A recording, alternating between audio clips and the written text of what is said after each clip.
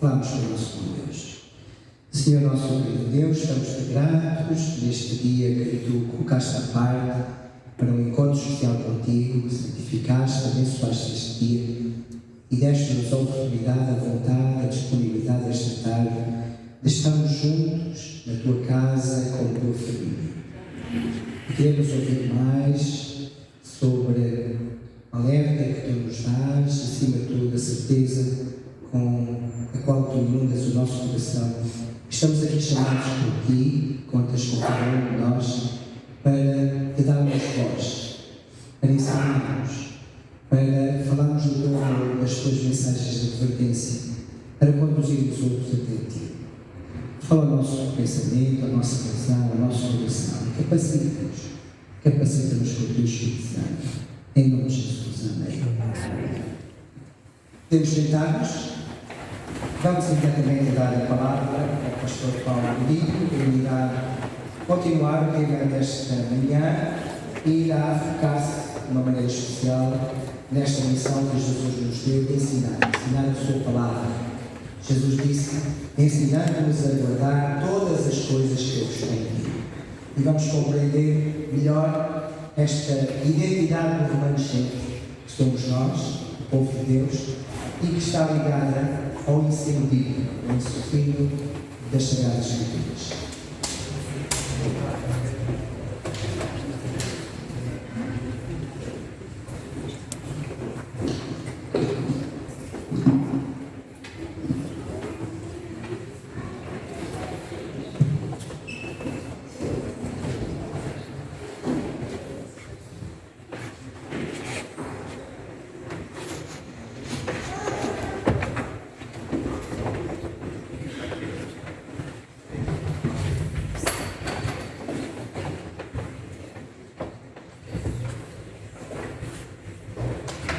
Muito bem, boa tarde a todos. Boa tarde.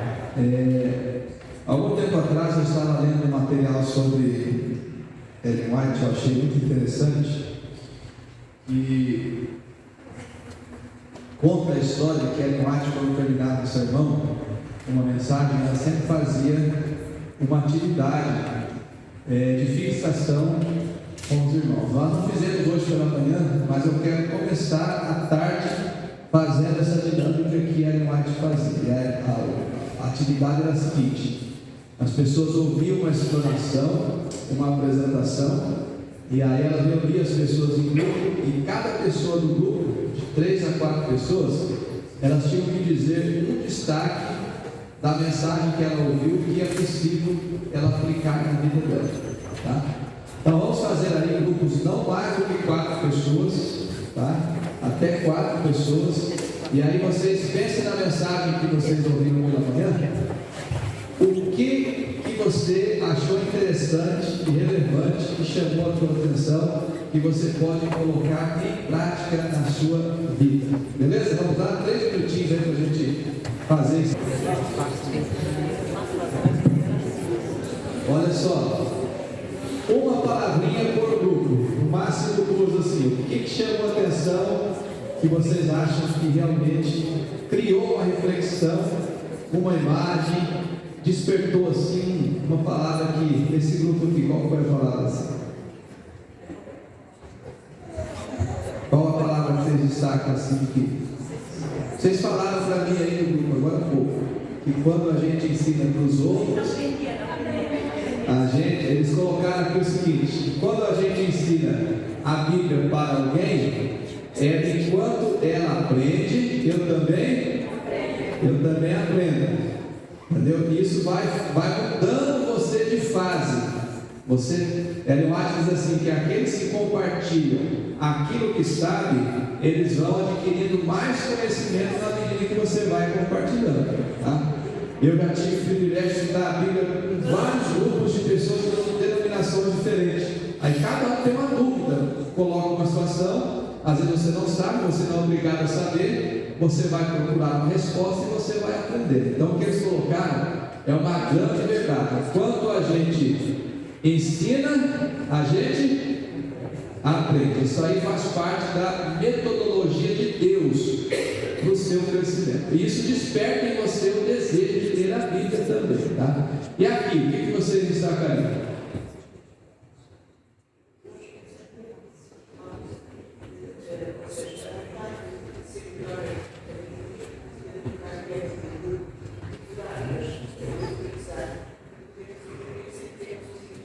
Isso.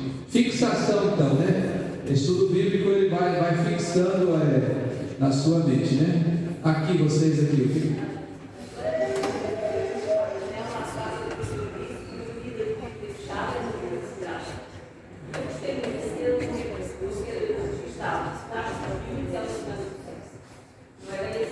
Como que é? Ah, tá. Ministrar segundo que é uma ideia de origem celestial. Aí tem as razões. Por que Deus diz por que é uma ideia de Deus? É lógico, porque isso fortalece o caráter, fortalece a fé, fortalece a espiritualidade, o amor a Deus, o amor à Bíblia.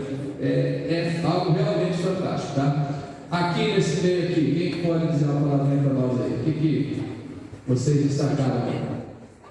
Olha, nós destacamos aquela questão que você falou do seu amigo no centro comercial e pediram-lhe para entrar e ele não conseguiu. Portanto, isso é uma coisa que despertou em nós essa atenção de facto.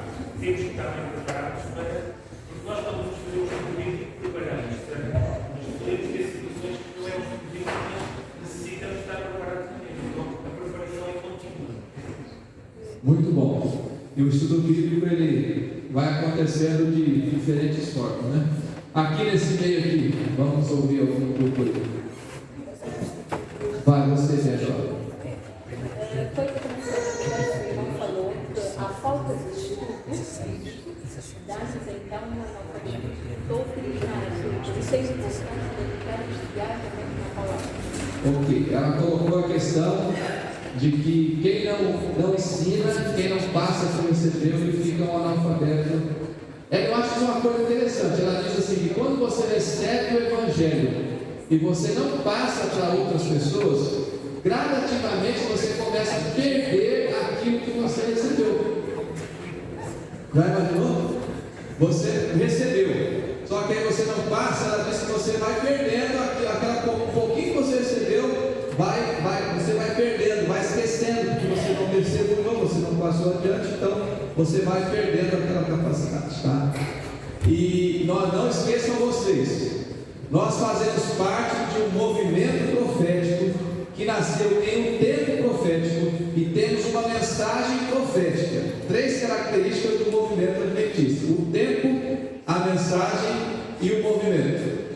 Como que eu posso estar dentro de um movimento profético, num tempo profético, uma mensagem profética, e eu ser um analfabeto? É como se eu estivesse numa faculdade e eu estou no primário ainda. Não posso, eu tenho que me preparar. Tá? Lá o pessoal do fundão lá atrás, o que vocês põem para nós aí? Mas fala um pouquinho mais alto, que além do problema de idade, já estou usando óculos, eu estou com problema de ouvido também. Tá? Este grupinho que mais nos impactou foi exatamente a expressão evangelismo profético. Vocês perceberam? O que mais nos impactou foi o evangelismo profético, a percentagem de pessoas não crentes ou descrentes que têm interesse nas profecias, 95% das pessoas, e o analfabetismo bíblico. Portanto, foram as coisas que mais nos impactaram no discurso da manhã. Ok, muito bom. Você sabe que a Igreja Adventista ela passou por algumas fases na sua evangelização, né? Ela começou como um evangelismo, um trabalho pessoal muito forte. A igreja começou a crescer muito. Depois a igreja teve um período do evangelismo institucional, evangelismo de rádio, de televisão, de escola, de literatura, né, de comportagem. Isso se chama evangelismo institucional. O evangelismo, hospitais, clínicas, laboratórios, ASA, escolas, isso se chama evangelismo institucional. Esse evangelismo institucional, ele é bom, mas ele não deve neutralizar o evangelismo pessoal da igreja, que é aquele que você faz do seu jeito, da sua maneira, no seu tempo, com o seu conhecimento, com seus dons, suas habilidades, suas competências, tá? Então, o que acontece? Depois a igreja adventista entrou num período de evangelismo profético. Então, o evangelismo profético, ele foi um período 1980 a 1900 alguma coisa, foi o período de maior crescimento que houve na história da Igreja Adventista. Nosso crescimento nacional chegou a quase 200%, de tanto que a igreja cresceu. Mas isso foi o que? O evangelismo profético, que tem a ver com a natureza do movimento adventista. Nós somos um movimento. Se alguém um dia perguntar para você assim, o que é a Igreja Adventista do Sétimo Dia dentro do mundo religioso, que resposta que você poderia dar? Nós somos um movimento de restauração do cristianismo. Essa é a nossa visão adventista. A Igreja Adventista surgiu do cristianismo, das igrejas cristãs, como um movimento de restauração de verdades bíblicas que foram esquecidas, jogadas por terras e pisadas. Então nós somos um movimento de restauração. Isso está em conformidade com o que Ellen White escreveu no capítulo. Qual capítulo de Isaías? Quem me ajuda aí? 58, que é um movimento reparador do quê? De brechas. Então a Igreja Adventista, dentro do mundo religioso, ela é uma igreja que ela trabalha com restauração de verdade. Ela prega um conjunto de verdades que outras igrejas não pregam, certo? E nós temos aí várias verdades bíblicas que são pregadas pela Igreja Adventista, porém são esquecidas por outros movimentos. Então nós somos um movimento, qual que é a palavra? De restauração. Agora, preste atenção. O fato de você estar numa igreja que restaurou verdades bíblicas não quer dizer que você esteja com todas elas restauradas. O que é um estudo bíblico? Estudo bíblico é a oportunidade da pessoa, ela já andou um pouco, ela já crê em Jesus, ela já crê na Bíblia, ela já crê em algumas coisas do cristianismo, porém você vai fazer um complemento agora na sua fé. Ela vai descobrir verdades que são importantes e que não foram pregadas para ela. Então ela vai agora fazendo uma restauração dessas verdades na sua vida. Então isso tem a ver com a nossa identidade, tá? Alguém mais quer colocar alguma coisa aí, algum destaque que ficou no ar na sua mente assim, com a sessão da igreja? Você, irmão. Preparados. Você está sempre preparado para responder a todo que te pedir a razão da vossa fé. 1 Pedro 3,12, né? Saber dar razões definidas da sua fé. Por que você não come carne de porco? Por que você não toma isso? Por que você não frequenta isso? Por que você não estuda na sexta-feira à noite? Por que você saber dar razões? É lógico, dentro de não um ambiente de apologia, mas você dá uma referência bíblica, Quando eu trabalhava na União Sudeste, para ajudar os irmãos, eu preparei uma caneta missionária, pastor. Aí você puxava assim por dentro da caneta assim, e ali trazia mais ou menos 3 textos da Bíblia. Nós tínhamos 27 estudos bíblicos assim, né? Numa folhinha pequenininha assim. Geralmente quando eu estou na minha igreja, eu dou isso para os irmãos colarem dentro da Bíblia. Aí você tem uma cadeia bíblica que você pode colocar no seu celular e aí salva você. Porque o tempo vai passando, às vezes a gente não consegue guardar tudo na cabeça, a gente tem um HD externo, né? E o HD externo é o celular, que você faz uma foto, faz uma imagem e você lembra daquilo. Mas antes de entrar aqui, deixa eu colocar outro detalhe para vocês aqui. O que é um estudo bíblico, irmão? Vocês sabem o que é um estudo bíblico? Então, uma definição bem legal de estudo bíblico para vocês. Estudo bíblico é a arte de desestabilizar as pessoas. Por quê? Eu sou uma pessoa, você é adventista, eu não sou. Aí você vai na minha casa, abre a Bíblia, lê várias passagens da Bíblia e de repente eu descubro que eu sou evangélico, mas eu não guardava o sábado. Então você mexer na cosmovisão das pessoas, mexer na identidade delas, na crença delas, naquilo que elas acreditavam a vida toda. Então o estudo bíblico deve ser uma coisa feita com muito carinho, com muito amor, com muito respeito. Por quê? Porque no estudo bíblico você está o tempo todo fazendo o quê? Desestabilizando a pessoa, tirando as suas bases. Você está o tempo todo mexendo com a identidade dela, com a cosmovisão dela, com as crenças que o pai ensinou, que a mãe ensinou, que ela aprendeu, que ela achava que era verdade. Então todo estudo bíblico, a pessoa está parada aqui, você chega e você tira uma base, ela se desestabiliza.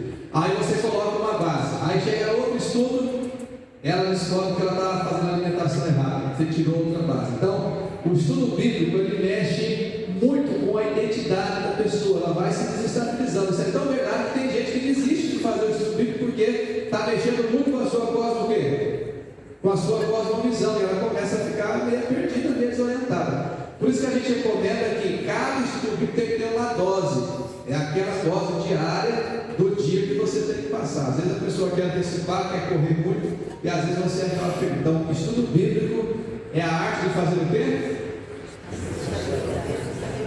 Desestabilizar as pessoas. Você está o tempo todo tirando a sua crença, a sua base. Isso é muito difícil para a pessoa que está. Cada estudo bíblico é uma novidade, é uma mudança, é uma proposta. E a pessoa, ela descobre que ela não deve tomar café, que ela não deve se alimentar dessa maneira, ela tem que ler a Bíblia, tem que devolver o dízimo, tem que separar um dia da semana, que ela agora tem que vir à igreja.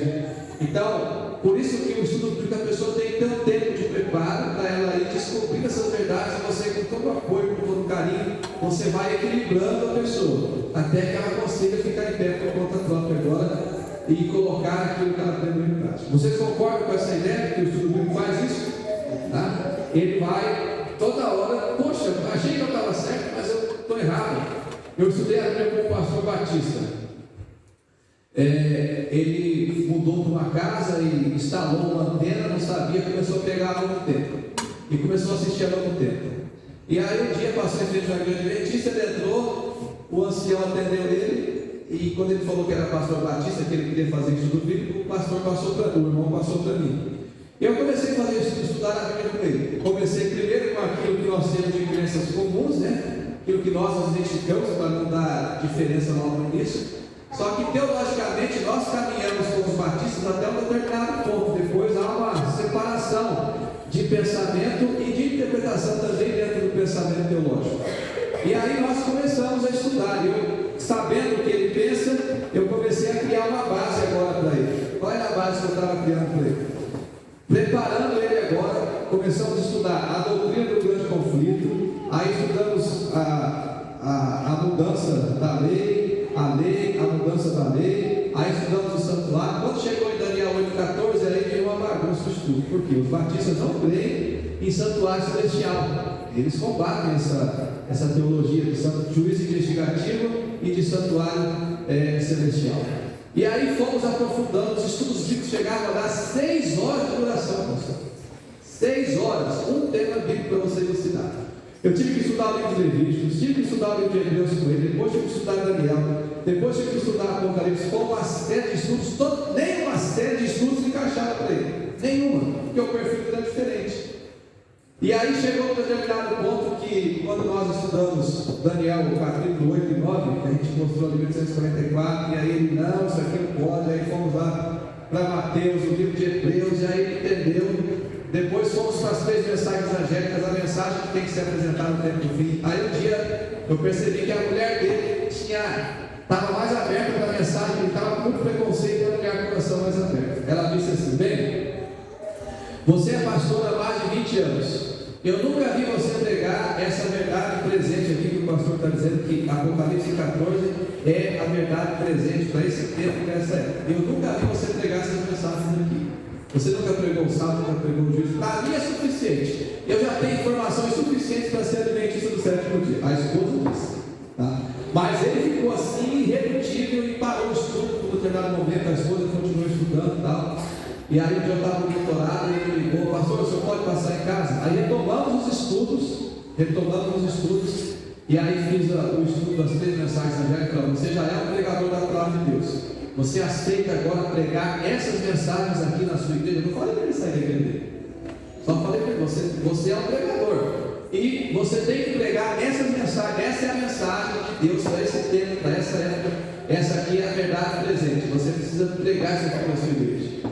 E aí ele decidiu romper com a igreja dele. Foi muito triste o dia que ele foi na igreja dele, pegou todas as coisas dele, projetou, colocou no carro.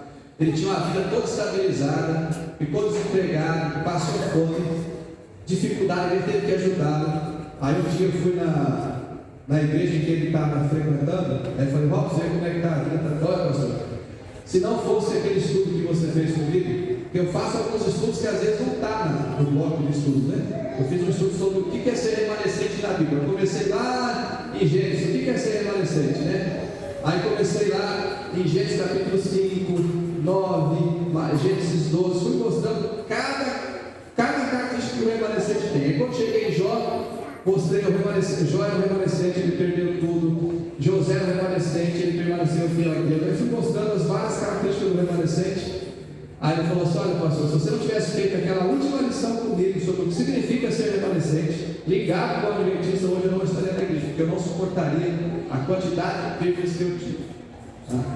Então o estudo bíblico, ele é uma coisa que a gente precisa se especializar, porque as pessoas elas são vítimas de um sistema que ela está acomodada, não sabe de nada, e daqui a pouco você chega e ela começa a ter que fazer uma série de mudanças na vida.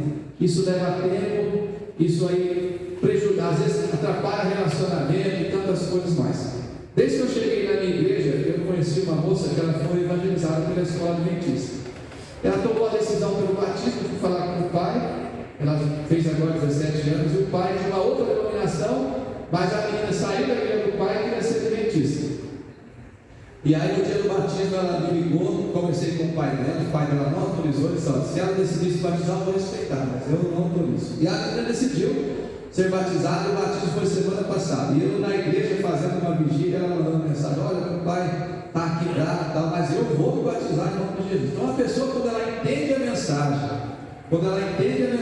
entende o tempo, entende o movimento que ela vai participar, e ela entende o que Deus espera dela, ninguém segura essa pessoa. Pode ser padre, pode ser freira. Eu já vi padre se convertendo, pastor se convertendo, freira se convertendo, mas um estudo bíblico bem feito não tem preço, irmãos. É uma coisa fantástica, tá?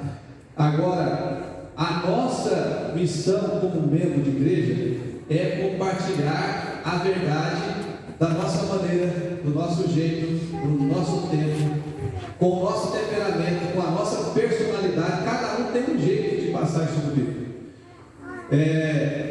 Japonês, não sei se aqui tem comunidade japonesa, mas japonês é muito difícil de se converter. A minha esposa começou a fazer estudo com a japonesa. E aí eu chegava em casa dizendo para minha esposa: como é que foi o estudo? Ela não teve para fazer a lição hoje, porque a gente ficou, a japonesa estava na casa, a gente ficou vendo roupinha de neném, e vendo cor de berço, desenho na internet, e acabou podendo fazer o estudo. Falou para mim.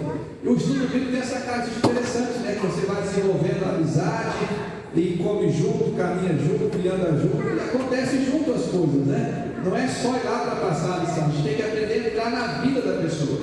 O pior instrutor bíblico é aquele que marca dia e horário, passa a lição e vai embora. Esse nunca vai levar ninguém a Cristo. Estudo bíblico é aquele que tem relacionamento, vida em comunidade. E aí a minha esposa começou a estudar um pouquinho da lição, outro dia mais um pedacinho e tal. E não é que a japonesa veio para a igreja, se converteu, aceitou, está na igreja até hoje, a filha já está grande e tal. Então, Deus usa você do jeito que você é. Se você sabe muito, Deus usa você sabendo muito. Se você sabe pouco, Deus usa você sabendo pouco. Você não precisa ficar, não existe um padrão para Deus usar você. Deus usa você do jeitinho que você é. Ele precisa de você tímido, do colérico, do melancólico, do fleumático, do sanguíneo. Deus usa você do jeito que você é, porque tem pessoas que gostam de você, gostam do seu jeito, se identificam com você, e tem gente que não é todo mundo que gosta da gente, não é todo mundo que vai ganhar o coração de todo mundo, mas o grupo que você tem, testemunhe, ore e ajude essas pessoas a conhecerem o Evangelho, tá? E a gente tem muitos materiais de apoio hoje na internet, material físico que você pode se apoiar, que você pode ajudar. Eu percebo que é mais uma questão mesmo de boa vontade de querer. Agora, por que o estudo bíblico? Por que tem pouca gente ministrando esse estudo bíblico na igreja? Porque a missão, o envolvimento missionário tem muito a ver com a conversão da pessoa, tá? A pessoa que está convertida, ela sente esse desejo de aprender e falar, essa dinâmica.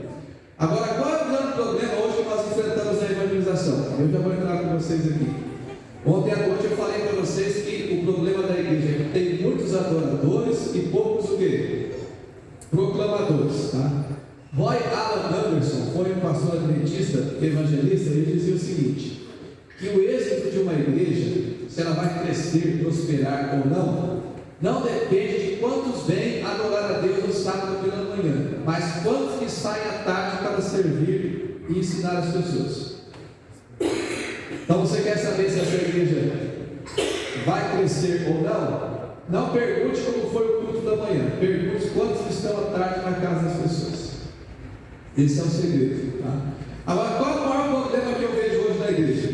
Não é que o mundo não queira ouvir, o mundo está aberto para ouvir, e eles querem ouvir. A gente depende de uma abordagem, de uma metodologia. Qual é o grande problema hoje? É que a igreja não quer pregar. Esse é o problema que nós estamos enfrentando hoje. Então, não é que o mundo esteja com os ouvidos fechados, é que a igreja está com a boca fechada. Nós não estamos falando. E aí nós temos um problema agora. Pessoas querendo ouvir e a igreja com a boca fechada. A igreja não está indo. A igreja não está se levantando para poder realmente fazer esse trabalho com as pessoas. Então, pense nisso, porque nós temos muitas oportunidades. Eu estava esses dias numa clínica e eu caminhava todos os dias com um rapaz. Ele estava fazendo um tratamento para deixar de fumar. E a gente caminhava junto, eu incentivava, motivava muito ele e tal. E aí orava com ele, porque remédio, vai ajudar, vai dar certo. Eu tive tanto interesse nele, me aproximei tanto dele e ganhei tanto o coração dele, que aí ele começou, passei meu telefone e me ligava. Pastor, como é que você está? Tudo bem e tal? Papapá, quando é que você tem necessidade de ficar? Aí um dia ele me ligou e disse assim: pastor, e aí, você vai me convidar para ir na sua igreja? Ele se convidando para vir na minha igreja, mas eu tive que fazer todo o trabalho para ganhar o coração dele. Então, antes de ministrar isso comigo, você tem que fazer um trabalho para ganhar o coração da pessoa. É mais ou menos igual quando você namorava. Você queria ganhar a garota, aí você fazia o quê? O que fazia? Lá na minha terra, estava cevando, né? Dá presentinho, você é legal. Você vai fazendo tudo aquilo para ganhar o coração. Depois que você ganha o coração, você se aproxima e faz como que é o fechamento, né? Aí você combina o dia, combina o horário, faz todas as coisas. Então, irmãos, estudar a Bíblia com as pessoas é algo assim extremamente relevante. A missão da Igreja Adventista é ensinar a Bíblia. E a minha missão como membro, qual é? Minha missão pessoal também é ensinar a Bíblia, certo? Eu sou uma extensão da igreja. Eu também devo compartilhar aquilo que a igreja prega. Eu também vou fazer numa dimensão menor. Tem gente que faz isso num pequeno grupo, numa classe bíblica, pela internet. Você vai descobrir a maneira e o método mais eficaz para você poder fazer isso no seu tempo, no seu jeito, com a sua personalidade. O fato é que, se você se preparar e entrar nesse envolvimento com Deus, você jamais vai ser a mesma pessoa. Isso eu garanto para vocês, tá? Só uma historinha para a gente entrar aqui. Quando eu nasci na igreja, me criei na igreja, eu só ia para a igreja todo sábado, domingo e quarto, porque a dona Rosa pegava firme e tinha que ir para a igreja, mas eu não gostava da igreja. A minha igreja era a igreja do interior, muita briga, muito desentendimento, divisões de família na igreja, e eu já tinha na minha mente que quando eu ficasse maior eu ia deixar a igreja. E aí chegou um pastor na minha igreja, começou a fazer um trabalho de discipulado comigo e tal, e um dia o pastor chegou para mim, no sábado pela manhã, e disse assim: o pastor cuidava de 28 igrejas, ele aparecia na igreja uma vez por ano, o pastor, então não tinha pastor. Aí eu disse assim: você vai fazer o que amanhã?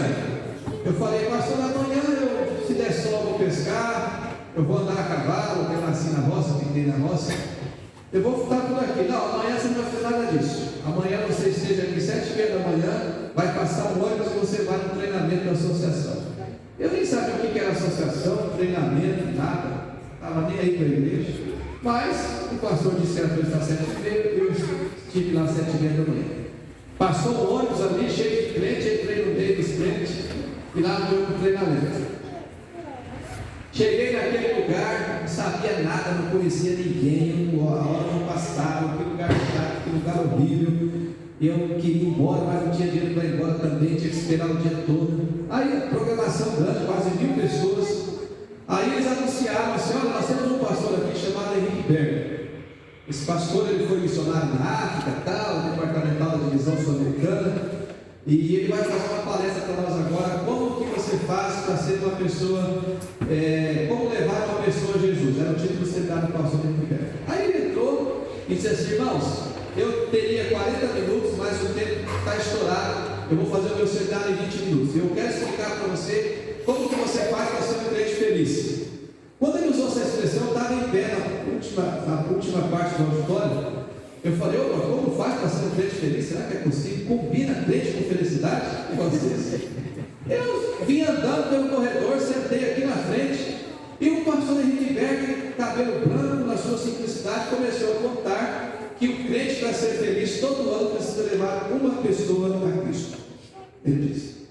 Agora, como é que você vai fazer isso? E aí ele explicou a metodologia dele, de levar pão, de ajudar a limpar a casa, de limpar o jardim, de fazer caminhar e orar em frente à casa de Deus. Ele contou várias histórias. E aí no final, ele disse assim: olha, eu vou te dar uma dica que você vai fazer. Você vai voltar para casa, vai escrever o nome de pessoas que você conhece, numa lista.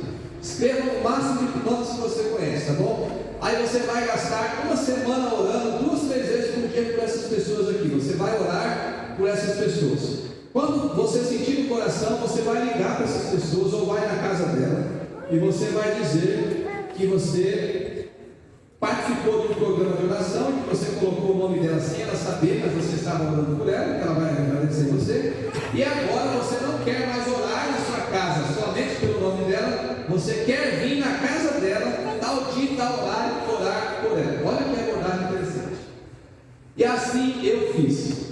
Coloquei o nome lá de 15 pessoas que eu conhecia, parentes que eu convivia com eles, e aí visitei um por um deles e disse: dona Marina, olha, eu fui no treinamento da minha igreja e lá pediu para fazer uma lista de oração. Como eu conheço vocês há muito tempo, eu decidi colocar o nome da senhora, mesmo a senhora não sabendo, eu coloquei o seu nome na minha lista, e eu já tenho 15 dias que eu estou orando por você. Ah, que coisa linda, muito obrigado, você orando por mim, eu não sabia disso, muito obrigado. Pois é, agora eu não queria mais orar na minha casa, eu queria vir orar na sua casa. Que dia que você quer vir fazer oração? Mas aí era estudo bíblico, tá? Só que eu nunca tinha nada no curso bíblico na minha vida, eu não sabia fazer perguntas, eu não sabia nem manusear a Bíblia. Eu era um analfabeto da Bíblia, eu não sabia nada. E aí eu comecei, arrumei uma sarna da minha vida. Da noite para o dia, eu não lia a Bíblia, eu orava, só ia para a igreja, senão a coisa pegava feio para a Dona Rosa em casa. Aí eu comecei, da noite para o dia, ter 15 pessoas para estudar a Bíblia. Já pensou, pastor? Aí eu dava estudo bíblico, domingo de manhã, tarde, segunda, terça, quarta, quinta, sexta, sábado, tarde. Eu tinha estudo bíblico todos os dias, irmãos. Só que eu não tinha habilidade, nunca ninguém me ensinou como é que explica, como é que faz uma feira. Eu fui aprendendo tudo na prática. E eu me lembro que uma vez eu peguei um senhor que era próximo da minha mãe, chamado Oswaldo, era da Assembleia de Deus, aquele bem pentecostal mesmo. E eu estava explicando sobre a volta de Jesus, lendo o texto bíblico, né? Aí quando eu falei: olha, Jesus, aqui diz que Jesus vai vir nas nuvens com os anjos tocando trombeta, ele interrompeu e falou assim: não vai ser assim não. A volta de Jesus volta, vai ter mais 7 anos disso, daquilo, e vai ter o arrebatamento da igreja. Eu falei: o senhor está certo. Falei para ele: o senhor está certo. Eu não sabia defender, coitadinho de mim, eu não sabia explicar a Bíblia. E tudo que as pessoas falavam, eu concordava. Mas eu fui desenvolvendo essa habilidade. Irmãos, eu terminei o estudo que tinha 18 ou 20 lições, mas como Deus é bom, irmãos, como Deus é bom. Eu ministrei quase 3 meses, 15 famílias, deu quase 40 pessoas estudando a Bíblia. Quantas pessoas se batizaram? Agora eu quero ver, pastor. Quem me ajuda aí? Quantos se batizaram na minha primeira arrancada missionária? Quanto, irmão? 3, 2, 1. Poxa, o pessoal aqui não botaram fé em mim, pastor. Acabou o curso aqui já. Quem mais aí? Estudei a Bíblia com 38 pessoas por 3 meses. E eu era um péssimo professor. E aí? 30. Então deixa eu falar para vocês, irmãos. Nenhuma pessoa pessoa se batizou. Nenhuma. Só que eu descobri o seguinte: ninguém se converteu, mas eu me converti. Esse foi um período de revolução na minha vida. Eu peguei tanta sede, tanta fome pela Bíblia, pela oração, por estar na igreja, que os irmãos diziam assim: Dona Rosa, o que aconteceu com o seu filho? Esse menino agora chega cedo na igreja, ele abre a igreja, ele fecha a igreja, ele está passando a lição, ele está pregando, ele está visitando as pessoas. O que aconteceu com o seu filho? E eu, irmãos, mas eu peguei uma fome, uma sede pela Bíblia, um desejo pela Bíblia. Pouco me interessou se as pessoas aceitaram ou não, porque aquilo fez bem para quem? Mas aquilo me fez um bem. Aquilo me deu uma espiritualidade contagiante tão grande. Aquilo começou a mexer na minha vida, que eu acordava de madrugada para orar. Agora, se as pessoas se convertem ou não é problema meu. Só que aquilo revolucionou a minha vida. Isso fez com que eu me tornasse um pastor. O ensino da vida. Agora você pergunta: por que Jesus disse lá em Mateus capítulo 28 que nós temos que ir e ensinar? Agora você já entendeu. Por que a gente tem que ensinar? Oi? Porque isso alimenta a minha fé. Vou dar um exemplo aqui. Um carro, se você deixa um carro parado por muito tempo, ele vai dar problema onde? Na bateria. Por quê? Porque a bateria, ela manter carregada, o carro precisa estar o quê? Em movimento. Para você manter a sua espiritualidade em determinado nível, você precisa estar em movimento, ensinando, falando, testemunhando do seu jeito. Se você não tem essa atividade, o que acontece? Você vai, a bateria, você vai, está cheio de crente assim, tem que empurrar, tem que trocar a bateria do bairro. Então eu descobri, irmãos, que o estudo bíblico não é para o outro. O estudo bíblico é para quem? Para mim. E aí eu perdi medo de ficar, porque tem gente que pensa assim: vamos dar estudo bíblico para as pessoas se batizarem. Está certo, mas está errado. Está errado, mas está certo. A gente não dá estudo primariamente para as pessoas se batizarem. A gente estuda a Bíblia com as pessoas porque isso é uma ordem, é um imperativo, um ensino, é um mandamento tão importante quanto guardar o sábado.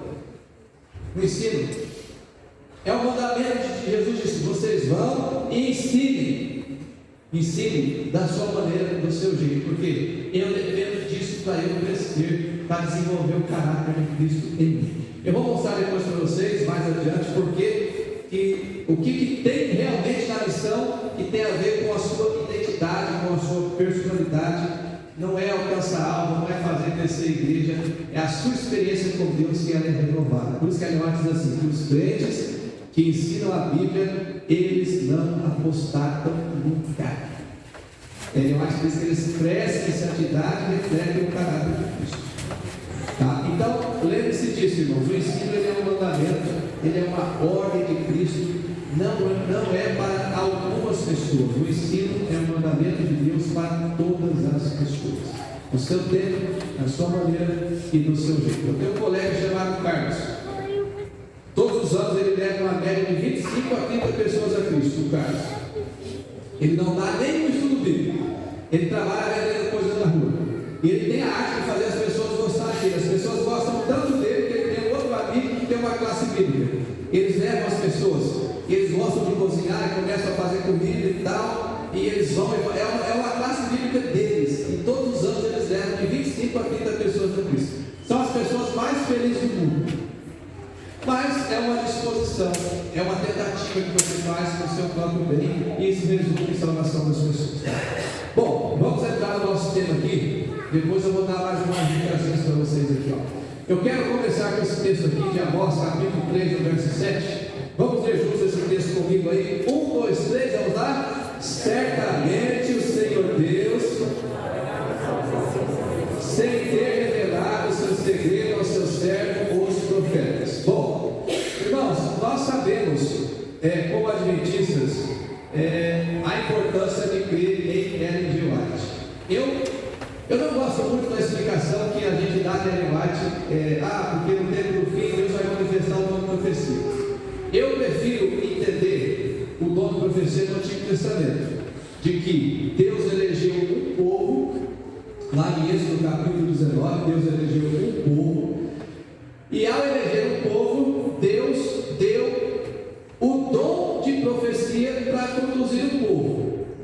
não vai encontrar em nenhum momento da história povo de Deus desassociado de dom de profecia. Se é homem, se é mulher, não importa.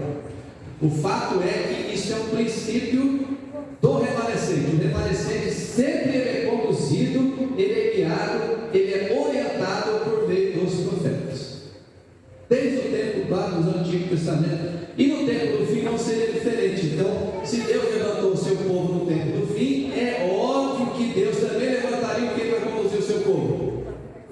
Deus levantaria alguém com o dom de profecia. Então não tem como você desassociar uma coisa não. Você crendo ou não, você aceitando ou não, isso tem um fundamento teológico, bíblico, histórico e profético para os últimos dias. Então a manifestação do dom de profecia na igreja adventista, ele é 100% bíblico. E nós temos que essa manifestação, ela vem então por meio da pessoa de Ellen G. White. E é nesse ponto aqui que eu queria mostrar para vocês, ó.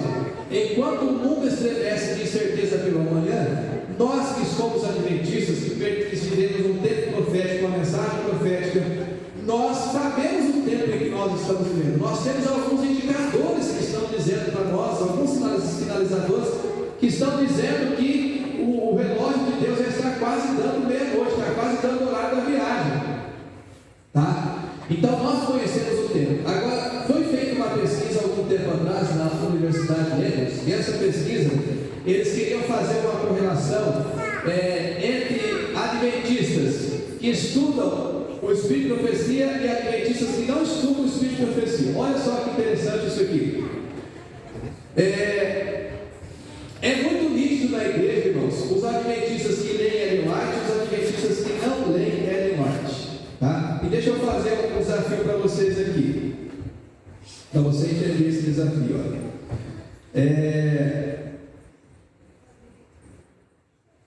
O adventista que estuda Ellen White, vocês vão ver na pesquisa agora o que eles descobriram. Tá? E os adventistas que não têm contato com Ellen White, eles perdem muito. Agora, por que você não lê o Espírito Profeciado? Eu não tenho tempo. Quando eu falo em o Espírito Profecia, eu estou falando de ler uma página por dia, 2 páginas por dia. Será que é difícil? Se alguém lê o Espírito Profecia uma página por dia, até o final do ano, lê quantas páginas no ano? Quantas páginas? 300. Já leu o livro. Você lê um livro de Ellen White por ano, tá bom. Você é adventista há 20 anos, você vai ler 20 livros por ano. Você vai ler muito, vai ler toda a coleção dela. Lendo quantas páginas por dia? Vocês estão percebendo? Se você ler uma página por dia, você já vai ler muita coisa. Só que o problema é que tem gente que não está lendo a Bíblia, não está lendo a profecia, ele não lê nada. E o miserável deles fala que é cristão ainda. Não tem tempo para orar, não tem tempo para ler a Bíblia, não tem tempo para nada, e você vai falar de céu. Como é que você. Que prioridade você tem na sua vida? Então, olha só. O que eles descobriram? Vamos lá. Que os adventistas que dedicam tempo a estudar Ellen White, leiam comigo aqui, tem mais o quê? Vamos lá, mais forte tem o quê? Mais intimidade com Deus. Os adventistas que leem Ellen White são mais o quê? Convictos da salvação, conhecem melhor os seus dons, contribuem mais para projetos missionários, são mais preparados ao testemunho, são mais empenhados em alcançar pessoas para Cristo, têm mais prazer em orar e ler a Bíblia, apoiam mais os projetos da igreja, têm mais saúde, e eles têm saúde física, e eles têm uma saúde mental o quê? Melhor. Então, irmãos, ler o Espírito de Profecia parece ser um negócio muito bom. Eu queria fazer uma sugestão para vocês aqui. Não leia nenhum livro de Ellen White sem antes você ler o livro Caminho a Cristo. Tá? Este é o best-seller, é o livro mais revolucionário que Ellen White tem, é um livretinho fininho, não tem nem 100 páginas. Qual o nome do livro? Caminho a Cristo. Esse livro eu já li pelo menos 10 vezes esse livro, e todos os anos eu tenho que ler esse livro, porque se você quer sentir o amor de Deus, é algo mais extraordinário que eu já li na minha vida, esse livro. Depois que você lê Caminho a Cristo, lê Deserto das Nações, depois você lê Primeiros Escritos, Atos dos Apóstolos, Grande Conflito, aí você tem aí você vai poder escolher, mas não comece sem ler esses livros que exaltam Jesus, que falam do amor de Deus, e vai ser uma experiência maravilhosa para você. Então, os adventistas que nem Ellen White são adventistas, mas são melhores, porque eles estão na revelação profética, e o antecipar, passar uma luz que outros povos não tinham. É a mesma coisa que acontece hoje. Então, quando a gente estuda Ellen G. White, por exemplo, se você for estudar a Bíblia sem Ellen White, você estuda Apocalipse 13, você tem um limite. Você chega e não tem mais informação. Se você estuda o que Ellen White escreveu sobre Apocalipse 13, aí você vai ver a falar de um decreto dominical, vai falar de toda uma sequência profética. Então essa é a bênção do dom de profecia, trazendo uma luz que outros não têm. Portanto, estude o Espírito de profecia e seja um adventista melhor, certo? Você vai ver o quanto que a sua vida vai ser abençoada.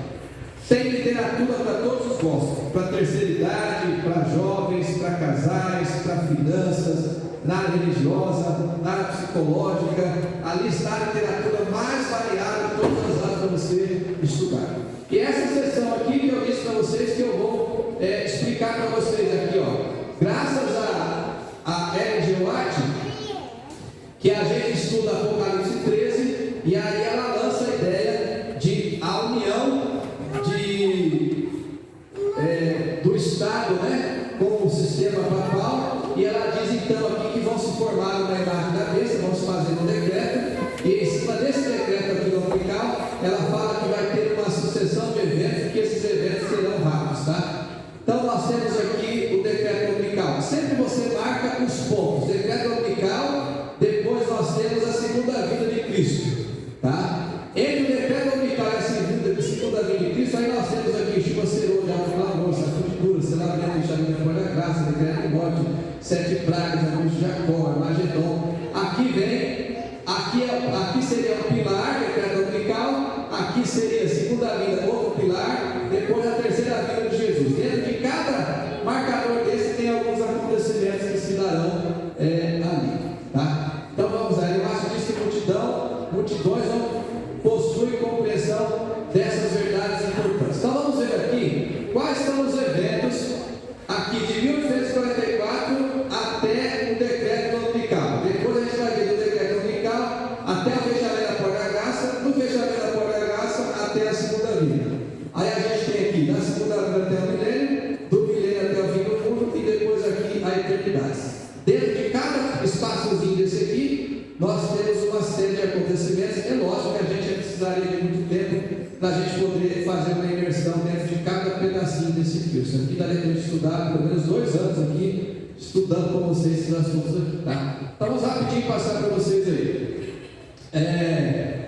Vamos aqui. Então nós temos aqui, ó, nossos dias, 1844, decreto dominical, formação da imagem da besta, fechamento da porta da graça, segunda vinda, milênio, fim do mundo e a eternidade. Isso aqui é uma pequena legenda para você ver. Então vamos aqui agora. De 1844 até a formação da imagem da besta. Aqui são 12 tópicos colocados aqui para a gente poder comentar. Primeiro, 1844 inicia no céu. O que diz lá que inicia no céu? O juízo o quê? Investigativo. Então isso aí já é um fato consumado, tá? Aí, enquanto isso, Jesus disse então que o Evangelho eterno começa a ser pregado a todo mundo. 1844, Deus levanta um povo, um movimento, com uma verdade distintiva e única a ser pregada no mundo, e nós chamamos então isso de Evangelho eterno, tá? O Evangelho que está lá em Apocalipse capítulo 14. Enquanto isso, a Laodiceia passa por um período de mornidão, de indiferença e comodismo. Enquanto Laodiceia dorme, os movimentos falsos, dos falsos profetas, eles se alastram, eles crescem, se expandem, Aí vem aqui o espiritismo, começa a se alastrar. Aí vem aqui o movimento de ecumenismo, de união das igrejas. Intensifica-se a contrafação, dias pentecostais, curas, milagres, entre outras coisas mais aí. Aumento das calamidades do mundo, decadência moral, intensifica-se a violência, alguns focos de reavivamento da igreja, e então o preparo para a chuva serôdia. São 12 itens aqui dentro, até a formação aqui da imagem da besta. Aí nós temos agora, depois que essa imagem for estabelecida, nós temos aqui a imposição dominical, a formação da imagem da besta, está aqui o grande conflito, um movimento forte pode aqui a fuga das cidades, uma expansão missionária. Isso aqui é interessante porque no livro Eventos Finais, Ellen White fala o momento certo da gente sair das cidades. Eu vejo lá em São Paulo, os irmãos dizem, pastor, já vai sair da cidade. Eu falei, se o adventista tiver a ideia de sair da cidade, quem que vai pregar para o povo da cidade? Né? Então existe um momento certo em que Ellen White fala que Deus vai indicar qual é o momento de saída das cidades. Isso vai dar no contexto como se fosse uma expansão missionária. Começa-se uma pequena perseguição, e essa perseguição ela vai se intensificando cada vez mais. Na igreja vai haver uma sacudidura, né? Uma sacudidura muito forte na igreja. Aí vem o cumprimento de Apocalipse 18, o quarto anjo começa a iluminar toda a terra. Aí vem aqui o alto clamor, que acontece junto aqui com Apocalipse 18. Aí vem a questão do selamento. E aí nós temos aqui então, termina com o evento do fechamento da porta da graça.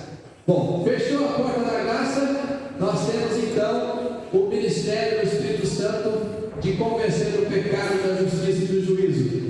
Não é que ele cessa, mas é que as pessoas não darão mais ouvido às impressões do Espírito Santo.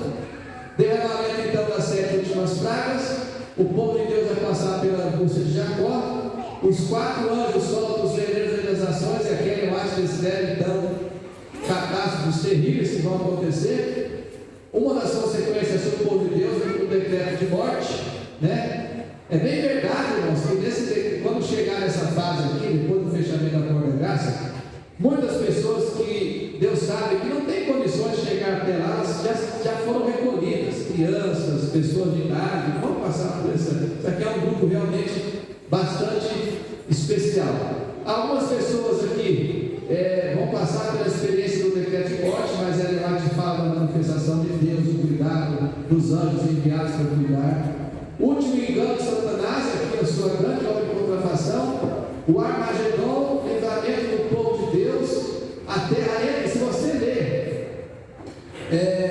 o grande conflito a partir do. Eu tenho um seminário que eu falo sobre isso aqui. Como é que. Só esse tópico aqui, ó, o livramento do povo de Deus e a terra entra em convulsão, até aqui, Ellen White faz uma descrição assim que é da gente ficar encantado com o grande conflito. Quando ela fala das coisas que as coisas começam a tremer e se chocar umas nas outras, é realmente os rios parando de correr, um negócio extraordinário. Ressurreição parcial, então, e aí aqui nós temos o outro marco, então, que é a volta de Jesus. Esse bloco aqui que é melhor de ver se a gente precisa estudar mais, ó.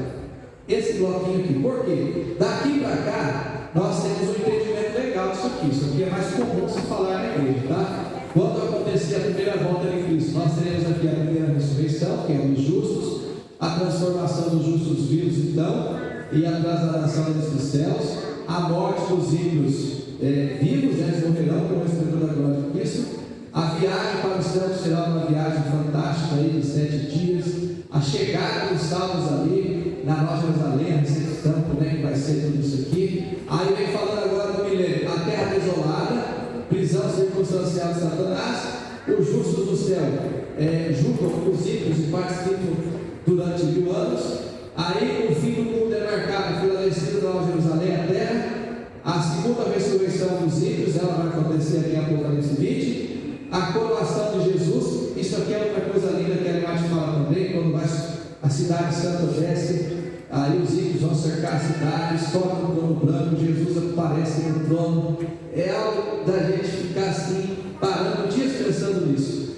Satanás, os ímpios são destruídos, e aí então vem a purificação da terra, e aí vem a nova terra restaurada, a recriação do universo, e aí então vem a eternidade. E assim termina o livro do grande conflito, quando Ellen White diz que o grande conflito terminou. O pecado e pecadores não mais existem, o universo inteiro está purificado, uma única palpitação de harmonioso júbilo vindo por toda a vasta criação.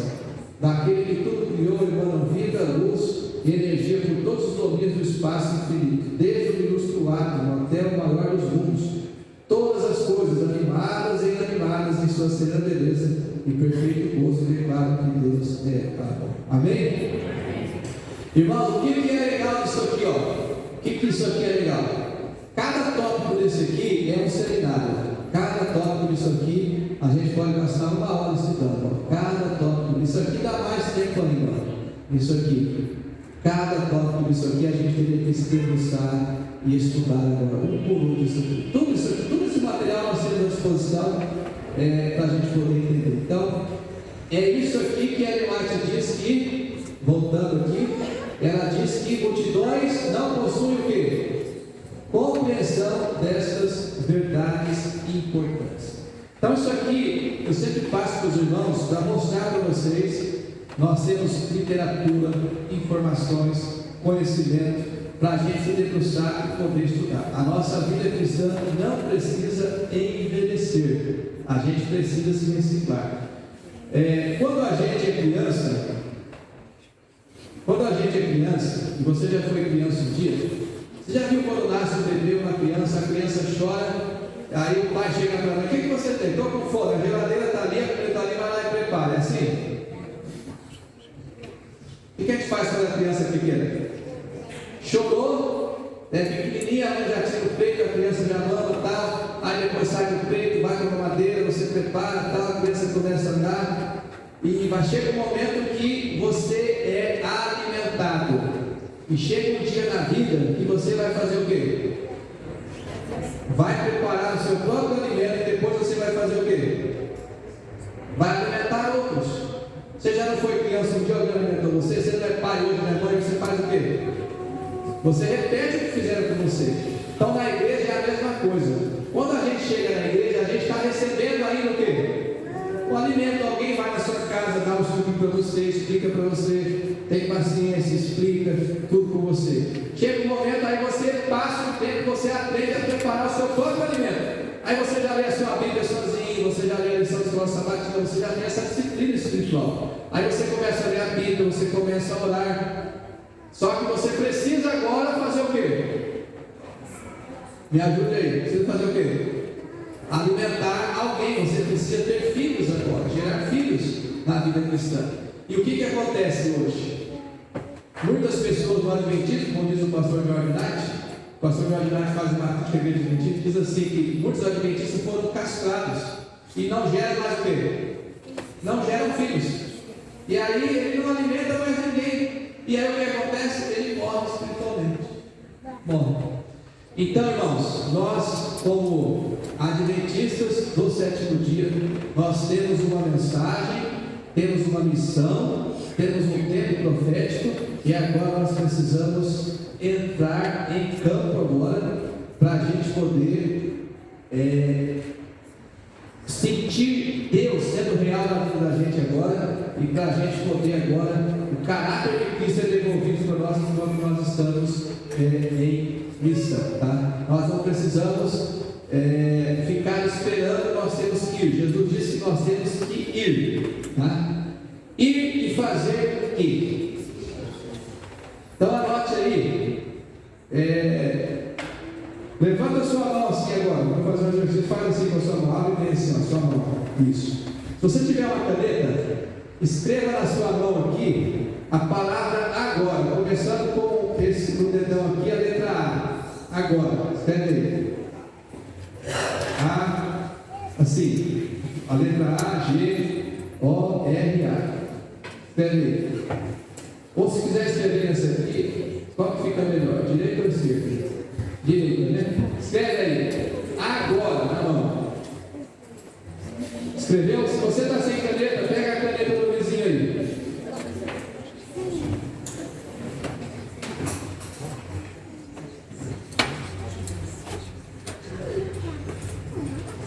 Vamos lá?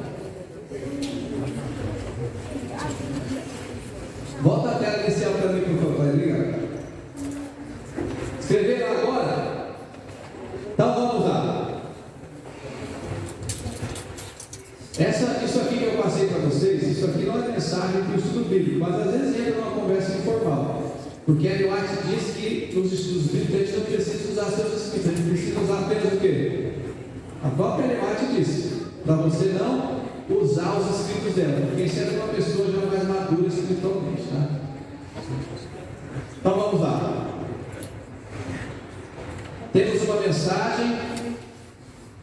mensagem profética, no tempo profético, nós precisamos ter uma metodologia para a gente poder trabalhar. Como é que eu vou agora me aproximar das pessoas? Então, o acróstico agora. O que é a letra A? A amizade. Tá?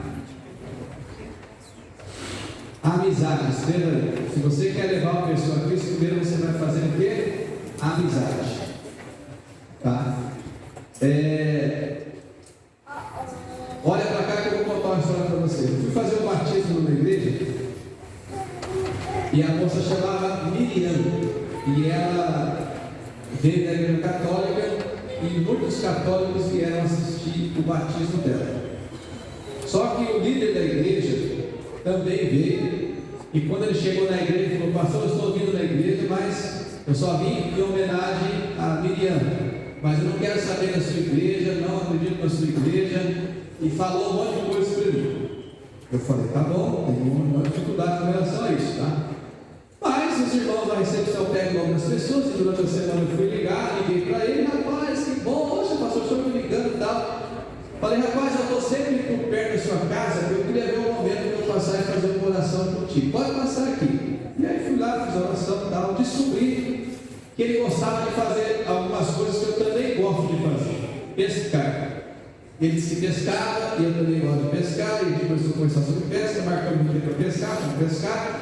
Daí ele ensinei a fazer um peixe para mim, eu fui comer o peixe na casa dele, e aí a gente ficou o quê? Ficamos amigos. Tá? Eu ligava para ele ligava para mim, eu mandava mensagem para ele mandava mensagem para mim, e aí a gente não falava de religião, não falava nada mais de respeito. Aí o tempo foi passando 3, 4, 5 meses, e às vezes eu estava passando por lá, chegava na casa sem avisar, e pastor, pode ver o que você quiser, tal, se quiser vir aqui tomar uma sopa, comer um peixe, quando é que você quer e tal, e aquela amizade. O tempo foi passando, com muito tato, com muita cautela, aí eu comecei então a trabalhar a parte bíblica, ele aceitou o estudo bíblico. Onde é que terminou essa história?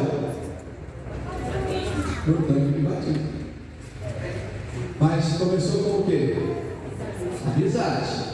E na amizade você atende às necessidades físicas, mentais, espirituais, sociais. Você vai lembrando a data de aniversário, você vai se relacionando, descobrindo os hobbies, descobrindo os desejos, e assim você vai ganhando o coração da pessoa.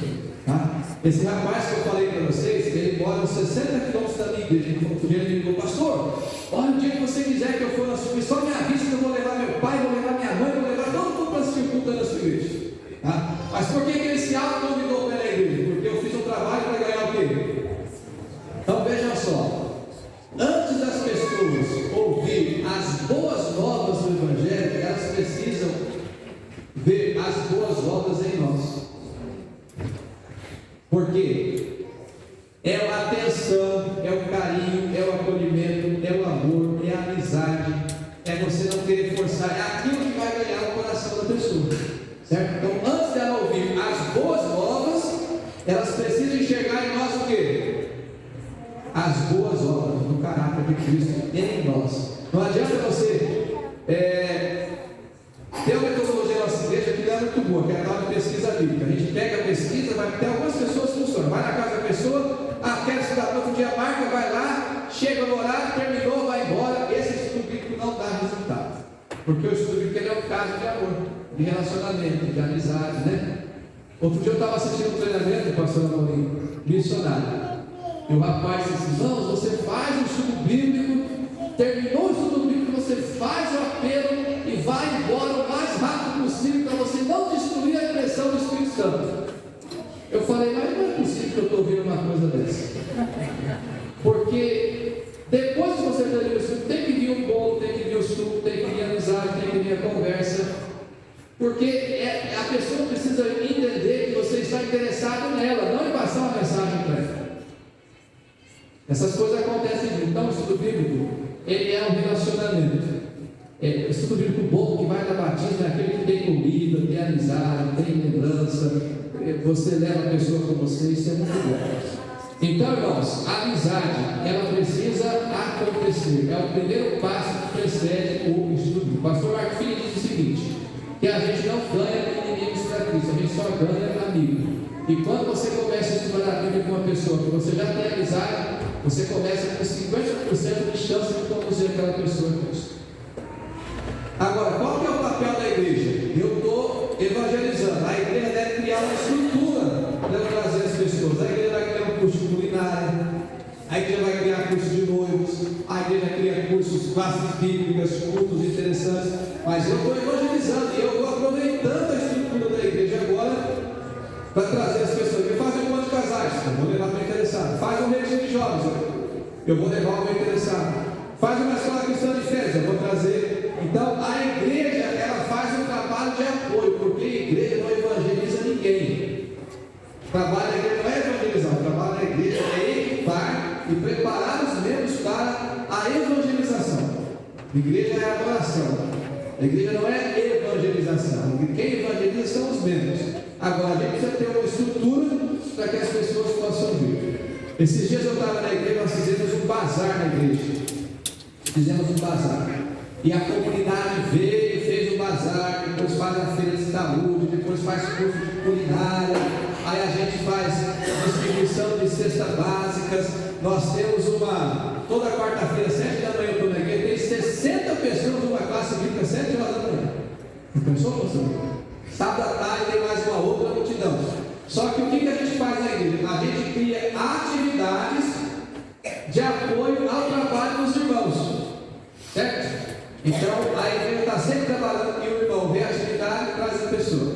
Nós fomos para um retiro de carnaval, aí perguntei para os jovens assim: existe uma coisa interessante na igreja, vamos fazer um retiro de carnaval. Aí eles começam: ninguém quer ir e tal. Eu falei: tá, quantas vagas tem para adventista? Tanto. Quantas vagas tem para não adventista? Encontro de casais, a gente faz encontro de casais para nós, evangelização para nós, acampamento de jovens para nós. A gente tem que abrir um pouco mais, tá? Tem tantas vagas, casais, são 20 casais adventistas e cada casal adventista tem direito a trazer um casal não adventista. A sua inscrição ela tem direito a trazer para mais uma pessoa. A gente tem que criar mais essas frentes na igreja, tá? A amizade ela é importante. Eu visitei esses dias uma moça que veio na minha igreja pela primeira vez. Aí eu fiz um culto e nós combinamos a igreja de fazer um almoço.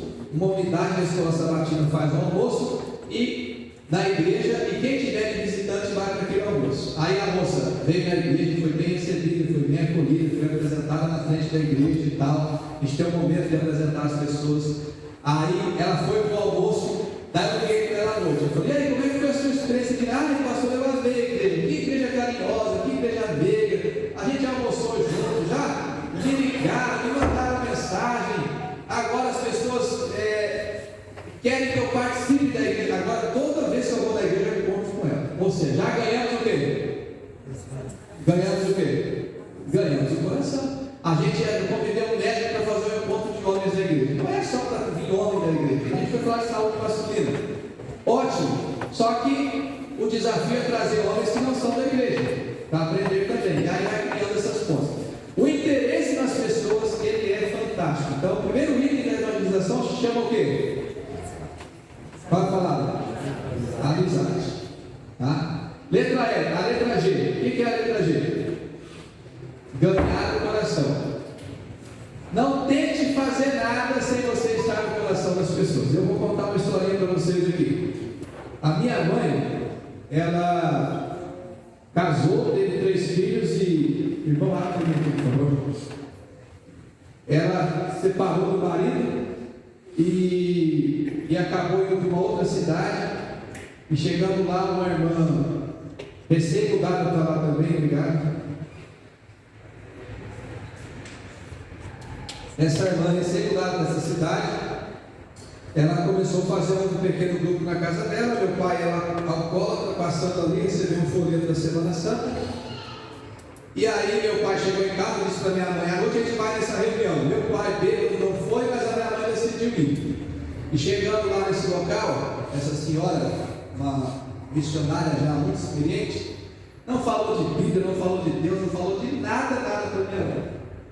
Fez amizade com a minha mãe, começou a visitar a minha mãe, viu a situação dela, precisava de comida, levava comida, precisava de roupa, levava roupa, e mostrou as boas obras antes do quê? Das boas novas. Não esqueça que essa é a maior regra do evangelismo. Antes de mostrar as boas novas, apresente as boas obras. Mostre que você quer o bem dela. Por quê? Rick Warren diz o seguinte: as pessoas não se importam com o que você acredita, elas se importam se você se importa. Ninguém está nem aí para o teu sábado, para a tua Bíblia, para a tua crença, para o teu céu. Ninguém está nem aí para isso. Agora, se você sentar com ela, conversar com ela, passar dificuldades com ela, você vai ganhar essa pessoa para Cristo. Ninguém se importa até que você se importe.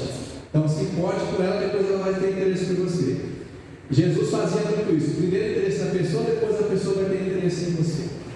Aí essa irmã começou a visitar a minha mãe, dar roupa, dar comida, dar alimento, antes das boas novas, dar as boas obras. Ganhou o coração da minha mãe. Minha mãe ficou amiga dessa mulher, essa amiga ficou amiga da minha mãe, uma ia na casa da outra e tal, até que a minha mãe descobriu que a mulher era adventista e minha mãe perguntou se podia ir na igreja dela. Aí ela disse: pode, começou a ir na igreja, ela ofereceu o estudo bíblico, eu estava na barriga da minha mãe, ouvi todo o estudo bíblico já na barriga da minha mãe, né? Aí a minha mãe foi batizada, também fui batizado também, na barriga da minha mãe, nem precisava ter batizado depois de ano, que eu tinha se batizado na barriga. Mas eu vou mostrar para vocês amanhã à noite a história o que realmente me fez pastor. A divisão gravou a história da minha família, fez um videozinho, eu vou mostrar para vocês amanhã à noite, e vocês vão gostar muito de conhecer essa história. É fantástica a história da minha família de conversão, tá? Que aconteceu através de um folheto, tá? E uma senhora que ajudou na conversão. Então, como que a gente ganha o coração de uma pessoa? Como? Então agora é o seguinte: esse mesmo grupinho que vocês discutiram agora há pouco aí, pense em 3 coisas que a gente pode fazer para ganhar o coração das pessoas. Tem no papel aí. 3, rapidinho, 5 minutos, 3 minutinhos para essa atividade aí. 3 atividades que ajudam a gente a ganhar o coração de uma pessoa. Bora lá.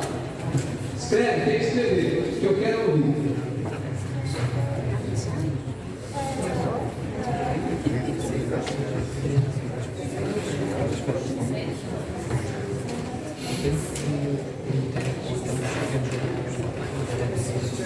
Três itens que faz você ganhar o coração de alguém. Administrar essas necessidades, ao encontro delas nas suas necessidades. Já temos das 3 pessoas. Aproximar-nos das pessoas, eu queria aproximar-nos das pessoas, ver quais são as necessidades e ministrá-las e ministrar-las. Escreva aí, 3 itens. Está iniciado. Para você ganhar o coração de uma pessoa. Não vamos chegar porque funcionou bem, não vai poder resistir isso para mim. Tempo esgotado. Deixa eu contar uma história para vocês aqui. História verídica que aconteceu há alguns anos lá em São Paulo. Olha só. Esse pastor é meu amigo e ele me contou essa história. Na igreja dele, ele lançou o desafio, pastor Maurício, para cada membro trabalhar para levar uma pessoa a Jesus. Só que tinha um grupo na igreja de irmãos que diziam que eles não tinham condições de levar ninguém a Cristo porque eles eram pedreiros. Eu sou pedreiro, trabalho muito, sou uma pessoa letrada, culta, e eu não tenho condição de fazer isso. E o pastor um dia chamou todos os irmãos que são pedreiros, carpinteiros e marceleiros. No final do culto, vem aqui à frente, eu quero lançar um desafio para vocês.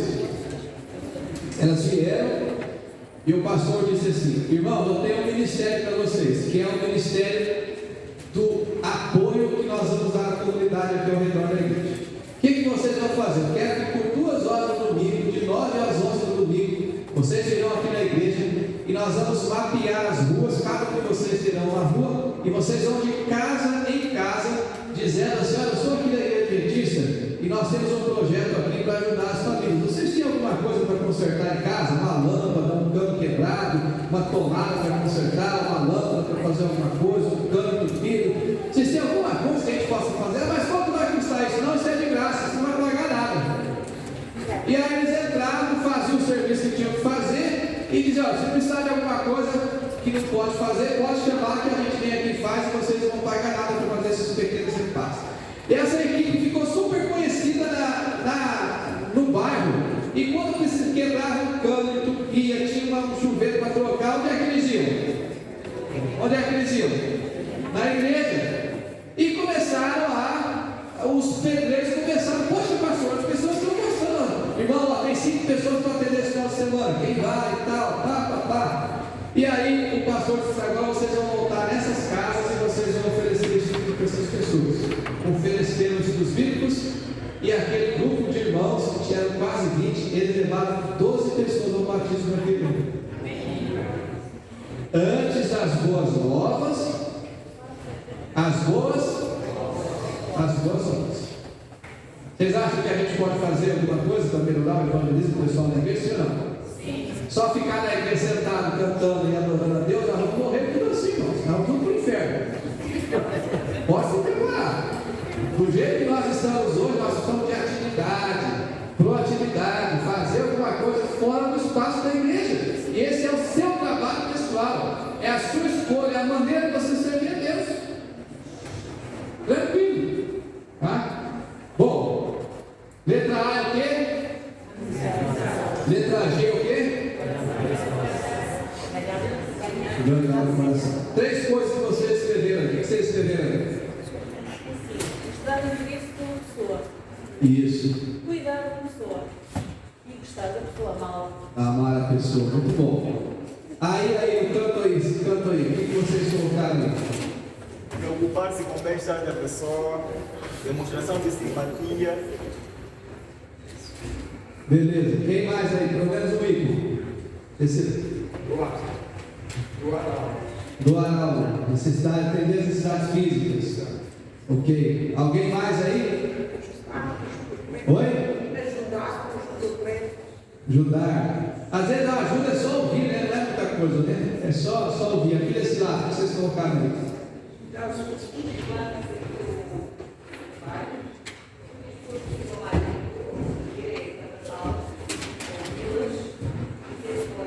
Isso. E aí atrás? Demonstrar interesse pelas pessoas. Ótimo. Um testemunho muito breve. Durante 2 anos, eu antecipei a renda da minha vizinha, a renda, o dinheiro não é para a renda da minha vizinha. Hoje, ela foi madrinha do meu casamento, ainda não se entregou a Jesus, mas já entrei em grande conflito, já entreguei a história da esperança, portanto, ela despede-se comigo como dia feliz com Jesus, portanto, é uma pessoa que está sempre dada para Cristo, mas ainda não está lá. Atualmente estamos a levar uma outra vizinha dentro de uma outra aldeia, uma vizinha nossa, portanto, há igreja connosco, mas antes disso, todos os meses nós fazemos compras para nós e fazemos compras para ela. Quando ela não tem carro, nós levamos a casa dela. E então agora levamos lá à igreja todos os sábados. Muito bom. É isso aí, irmãos. Então nós já temos amizade e agora nós temos o quê? Ganhar o coração. E a outra letra O? Oração intercessora. Tá? A gente precisa orar por aquela pessoa, para que Deus abra os olhos dela, abra o entendimento. Não é só passar o ensino, mas é você lutar com Deus, apresentando o nome daquela pessoa, para que ela possa ter a mente aberta para compreender agora as belezas do Evangelho. A oração intercessora é fantástica. Eu fui gravar um vídeo um tempo atrás com um casal. A Neide era cozinheira e o Paulo é mecânico, mas todos os anos ele levava de 15 a 20 pessoas ao batismo.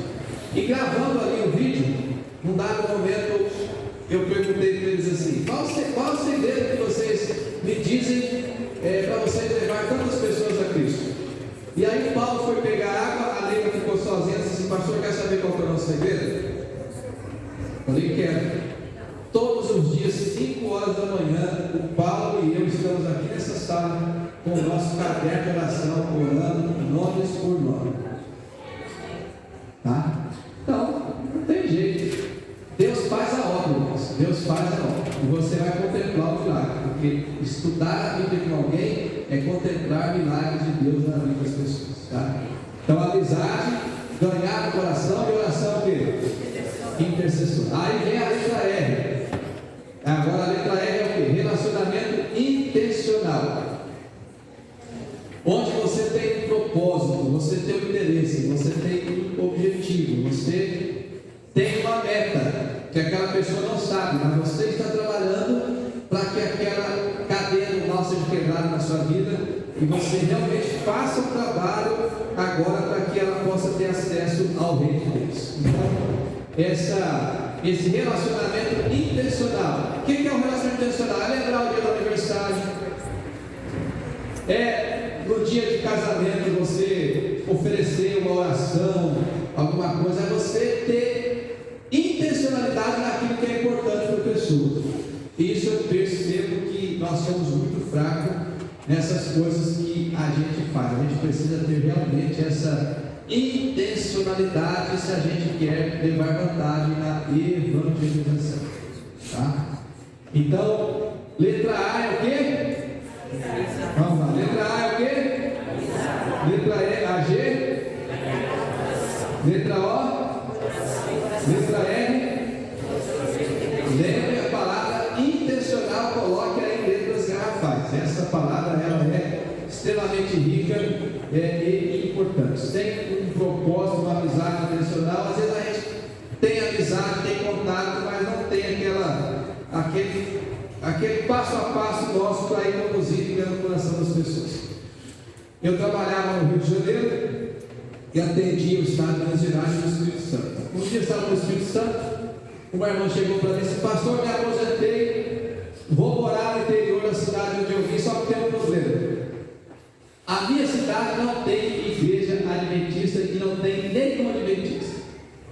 Eu falei amém, porque agora você está indo para lá. Agora vai ter a primeira adventista lá, primeiro. Mas o que eu vou fazer lá, pastor? Eu falei: você se aposentou, porque eu era professor. Nossa, irmão, você é professor, então você tem que criar um ministério. Que ministério que eu vou fazer para Deus? Eu falei: chegando lá na cidade, no bairro que você for morar, você manda fazer uma vaga e você coloca assim: reforço escolar gratuito, tá? Os pais não têm tempo hoje para fazer lição com os filhos. Então as crianças da comunidade que querem reforço escolar vêm na sua casa. E ela conseguiu ali mais ou menos 16 crianças para ela fazer. A escolinha, ela ficou conhecida como a escolinha da tia, acho que é Rose. Escolinha da tia, ou na escola da tia Rose. A molecada ia atrás, ela ensinava eles a preencher as lições que faltavam e tal. E as crianças chegavam em casa e contavam para quem? Contavam para os pais.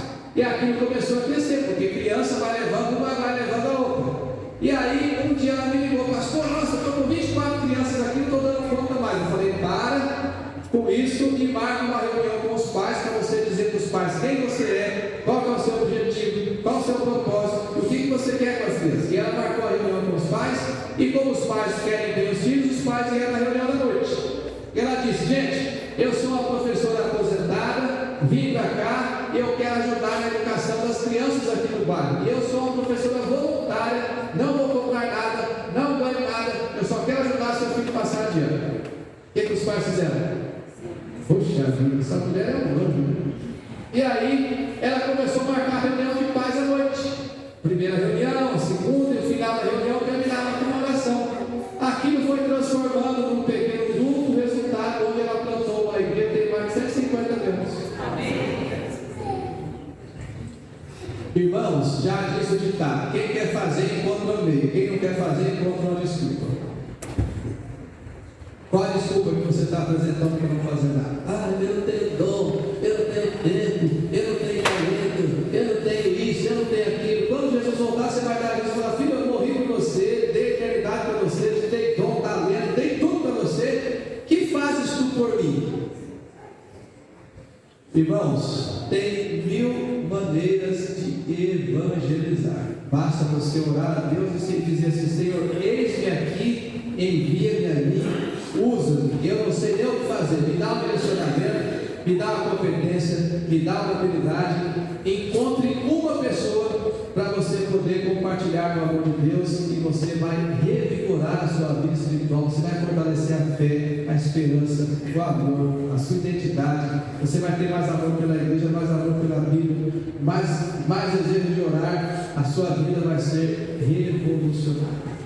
Que Deus te abençoe, que Deus te use, que Deus te ajude, tá? E o estudo bíblico, pastor Amorim, como é que vai funcionar para aqueles que não receberam? O senhor podia, esse estudo aí, faltou para várias pessoas hoje? Como é que vai ser? Só dar uma explicaçãozinha aqui para eles. E nós vamos ter uma atividade em grupo para a gente orar e terminar a nossa atividade aqui.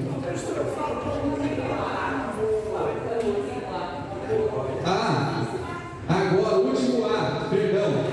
Qual é o último A? Oi? Apelo. Tá? O que é o último A? Cada estudou sobre a Bíblia, o objetivo é fazer com que a pessoa leia o quê? Tá, só que olha só como é que eu faço isso aqui, pastor Amorim. Eu faço assim, eu estudei a Bíblia hoje com o pastor Amorim. O tema é sobre a Bíblia. Aí, pastor Amorim, ficou claro para o senhor que a Bíblia é a palavra de Deus, que tem 63 livros, que o Antigo Testamento tem tantos. Ficou claro? Ficou claro. Ficou claro para o senhor que a Bíblia é inspirada por Deus, revelada pelo Espírito Santo, escrita pelos seres humanos? Ficou claro. O senhor sente no seu coração o desejo de ler a Bíblia a partir de hoje? Sim, eu quero continuar lendo a Bíblia. Aí o que eu faço? Eu vou combinar com ele agora uma parte da Bíblia para ele ler. E eu digo assim, então, já que o senhor aceitou ler a Bíblia, a partir de hoje nós temos a nossa primeira jornada bíblica. A partir de hoje você vai ler um salmo da Bíblia por dia. Tá? Ele não lê nada, o salmo já está bom, né? Então aí o que acontece? Aí eu abro a Bíblia em salmo e digo assim, nós já vamos ler o salmo 1 agora. Você vai cumprir a atividade do dia hoje. Vamos terminar lendo o salmo 1. Aí, bem-aventurado para ler o salmo 1. Entendeu? O senhor pode riscar, o senhor pode marcar. Então vamos lá. Amanhã é domingo. Então vou marcar aqui o salmo 2 domingo, o salmo 3 segunda. Eu já marco ele. Então sábado que vem eu vou estar aqui na sua casa. O senhor já leu todo. Aí durante a semana eu li, está lendo o salmo e tal. Passou me vez de um, eu já li 2 e tal. Mas o apelo é para ele fazer o quê? Ler o quê? Ler a Bíblia. Ler estudo sobre a Bíblia. O apelo é para ler o quê? Ler a Bíblia. Tá? E assim, toda lição, você tem uma atividade para ele fazer. Isso se chama formação espiritual. Que você vai trabalhar a competência do estudo da Bíblia. E assim, estudou sobre o dízimo. Você vai fazer o quê? Qual que é o apelo? Para devolver o dízimo. Estudou sobre o sábado. Qual é o apelo? Guardar o primeiro sábado. E assim você vai dando a atividade, certo? Eu quando faço estudo bíblico, eu já faço a formação espiritual dele junto. Formação espiritual é a disciplina, é a prática da vida cristã dele. É o jejum, é a oração, a lista de oração intercessora, certo? Bom, então o apelo não pode faltar, porque quando chegar lá nas últimas lições, você vai estudar sobre o batismo. E aí o apelo é para quê? Para ele ser batizado e entregar a vida a Cristo. Até lá já vai estar praticando, certo? Então, recapitulando então, letra A, letra G, letra O, letra R, intencional. E a letra A, apelo. Você tem que fazer o apelo, porque eu estudo que sem apelo ele fica sem a prática, então é como se não tivesse um fechamento ou um encerramento. Bom, o pastor Amorim vai dar a informação aqui do estudo bíblico e aí depois eu vou tirar alguma dúvida de vocês e aí vamos ter o encerramento.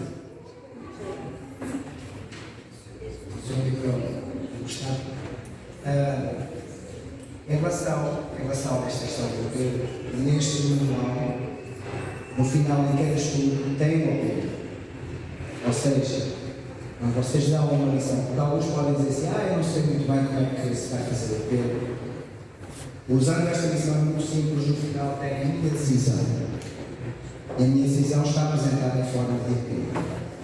Como aqui o pastor disse, quando se estuda o sábado, se encontra o sábado e por aí fora. Na escola, nas unidades de ação da escola sabatina, vocês receberam um cartãozinho de oração. Lembram-se? Muito bem. Já faz 2 ou 3 semanas que vocês receberam esse cartão. Vocês já devem estar a orar por pessoas cujos nomes estão inscritos nesse cartão. Oração intercessora. Orar para que Deus toque no seu coração, para que Deus abra a porta, para que no momento certo vocês possam encontrar-se com elas. Agora, e aqueles que vieram ontem à noite, Agora, o que é o ato? Agora? Avançar. Depois, a atenção, o off, a assessora, o relacionamento intencional e o apelo. Olha, o apelo também pode ser um apelo para vir a uma reunião de igreja, para vir a uma reunião de oração, por isso. Sabem que as reuniões de oração são excelentes para convidar pessoas para vir à igreja pela primeira vez? Mas parece importante nós também irmos à reunião de oração. De outra forma, dizemos à pessoa que é muito importante vir à reunião de oração porque vamos orar por ela, e a pessoa chega aqui e diz, então, mas é tão importante, e onde é que estão? Onde é que estão os outros? O apelo também pode ser convidar a vir a uma expo-saúde, por exemplo, se a pessoa necessita ou se interessa por questões da saúde, ou vir a uma outra reunião da igreja, as reuniões de domingo, por exemplo. Elas são muito variadas. As reuniões de domingo têm como objetivo ser instrumentos para que os membros da igreja, por isso elas são anunciadas, os temas são anunciados na igreja, e os membros da igreja, ao ouvirem os temas, não pensem só em vocês mesmos. Pensem nos vossos amigos, a amizade, e perguntem, será que entre no círculo de amigos há alguém que se interessa por este tema? Olha, no domingo passado o tema foi sobre nutrição, até experimentámos ali um cocktail muito interessante, muito gostoso. Se vocês conhecem pessoas que se interessam por culinária, por saúde, era convidar a uma dessas reuniões. Na próxima, porque amanhã 8, o tema vai ser sobre economia doméstica. Se vocês conhecem pessoas que se interessam por esta questão e agora que estamos num tempo de crise, saber como economizar, venham e convidem essas pessoas. E o apelo já é convidar a pessoas, já é uma forma de apelo. E é claro, para cada estudo, segundo o tema, há também um apelo específico. Para guardar o sábado, como o pastor que disse, quando se estuda o tempo do sábado, para, por exemplo, a lei de Deus, aceito respeitar a lei de Deus, procurarei com a ajuda de Deus respeitar todos os mandamentos. O Deus está aqui. E quando vocês fazem o apelo, se a pessoa aceitar, ela assina aqui com um espaço para ela assinar. É o seu compromisso. Este caderno significa com ela. É o apelo. Muito bem. Quem é que esta manhã levantou a sua mão dizendo que gostaria de dar estudo bíblico a alguém, mas que não recebeu este caderno? Posso ver a mão levantada? Temos vários. Eu aqui só tenho 4 destes caderninhos. Quem levantou a mão, não se esqueça e vá cobrando, vá lembrando. Nós durante a semana, logo segunda-feira, eu mesmo comprometo-me a ir à casa editora aqui em Portugal e trazer mais destes estudos bíblicos. Portanto, se vocês vierem durante a semana até quarta-feira, de segunda a quarta, a que horas é que é? Que horas é que nos reunimos de segunda a quarta? Durante esta semana, do pastor Paulo Dino, às 19h30. A partir de segunda, se vierem, peçam o vosso caderno. E aqueles que já receberam, então, por enquanto, o que é que vocês vão fazer? Com orar, lembrem-se que ontem eu lancei o desafio para orar na vossa intimidade, na vossa oração pessoal com Deus e pedir a Deus uma pessoa, pedir a Deus que Deus vos indique uma pessoa que vos faça descobrir uma pessoa que Deus escolheu para vir até vocês, para que vocês possam fazer uma caminhada de fé com essa pessoa. Este percurso que aqui fizemos.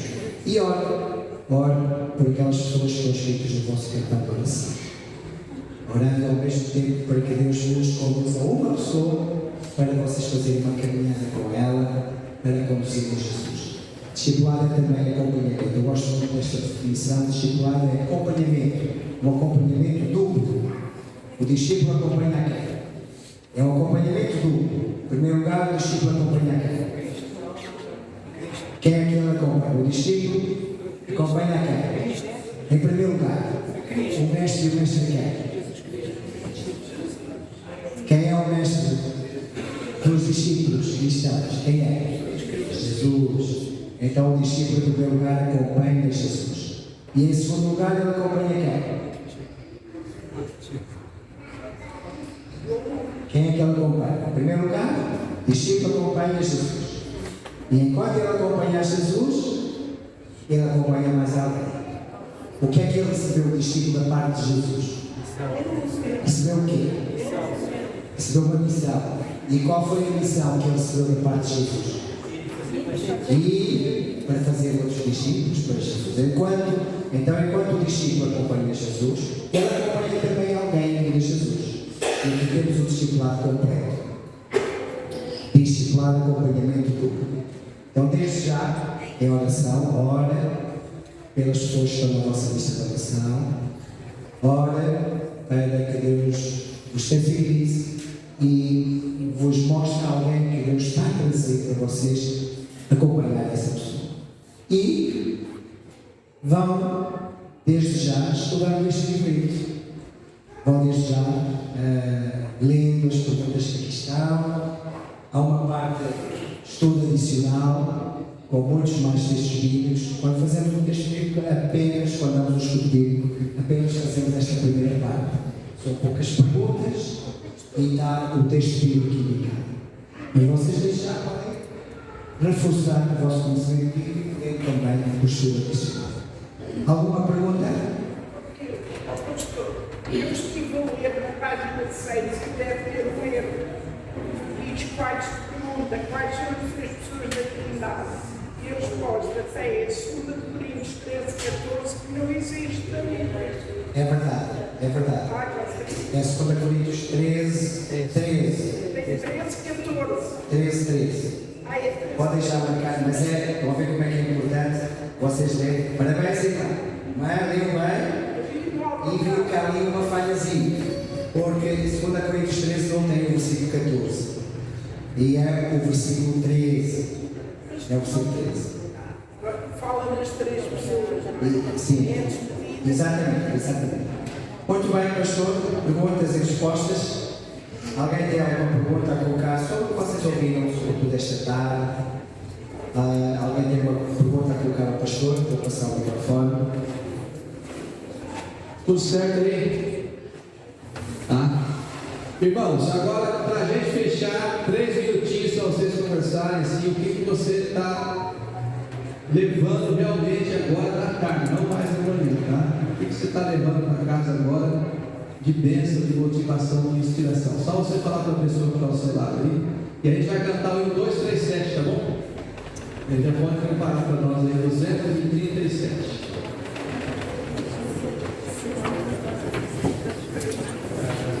O que vocês estão levando?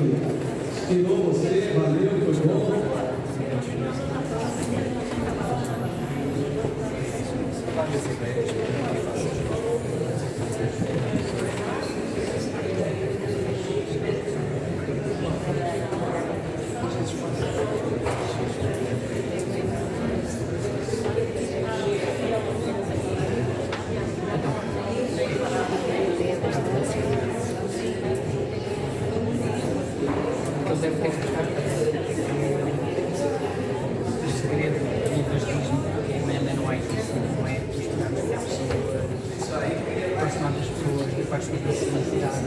Ministrar as suas necessidades, convidá-las a serem Cristo.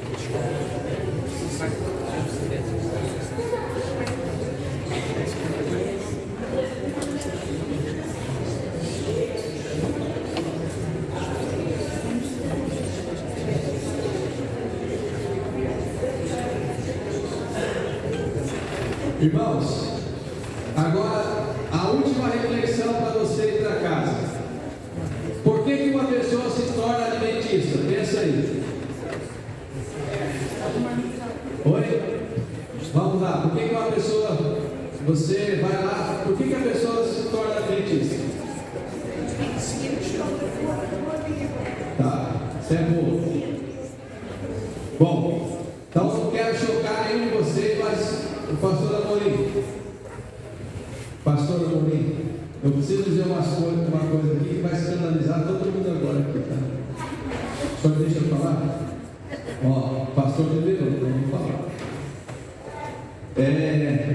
Pesquisas feitas na nossa igreja, elas dizem o seguinte, que com raras exceções, existem pessoas que vêm para a igreja por causa das nossas crenças pessoas que vêm porque ela quer a verdade, ela estudou e ela quer um ambiente desse. Mas a grande maioria das pessoas, elas não vêm para a igreja por causa de doutrina, elas vêm em busca de uma comunidade onde ela possa desenvolver relacionamentos. Então, uma igreja que ganha pessoas e não tem pequeno grupo, essa igreja vai ter muita dificuldade, porque as pessoas, elas não vêm para a igreja por causa de doutrinas, elas vêm por causa do relacionamento, da amizade, do atendimento. Existe o fator doutrinário, mas ele não é o primário, ele é o secundário. Tá? É por isso que eu estudo que a pessoa tem que se sentir amada, tem que se sentir acolhida, tem que se sentir aceita, ela tem que fazer amigos na igreja, não pode ficar só no seu grupo de amigos. A igreja vai almoça com um, almoça com o outro. Quando ela se sentir segura, ela decide ao batismo.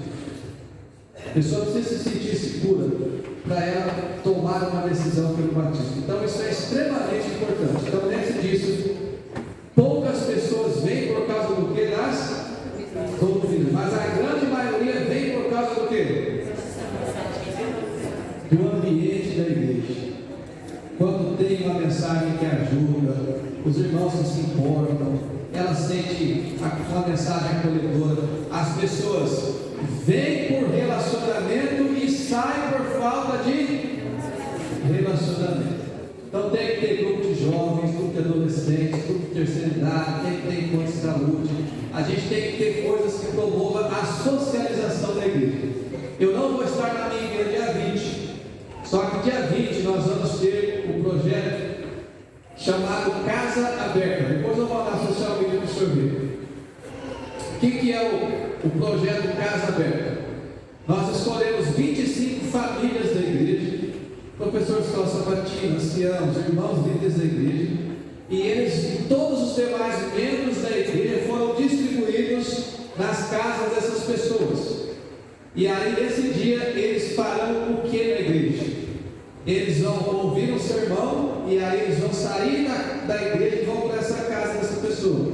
E lá eles vão fazer uma refeição juntos e eles vão fazer uma aplicação do que eles aprenderam no culto naquele dia. É o projeto Casa Aberta para se socializar. Porque aí entram as visitas, entram os interessados, a gente convida afastados.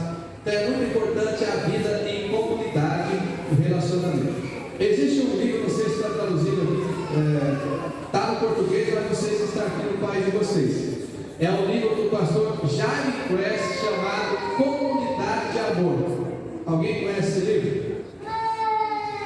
O pastor Jaime Cress, ele foi secretário da Cultura Geral por muitos anos, ele fez uma tese de doutorado falando sobre a importância, como que a igreja desenvolve a metodologia para ser uma comunidade de amor. Jesus disse assim, nisto conhecerão todos que sois meus discípulos, se tiveres o quê? Amor uns para com os outros. Então é importante a igreja desenvolver, dar esse ambiente quando as pessoas vêm, são acolhidas, são amadas, são aceitas, né? É muito importante. Quando a gente chega numa igreja que o ambiente é um ambiente de julgamento, é um ambiente que não tem atenção, ninguém pergunta seu nome, ninguém pergunta nada, ninguém tem interesse em você, é uma coisa complicada, né?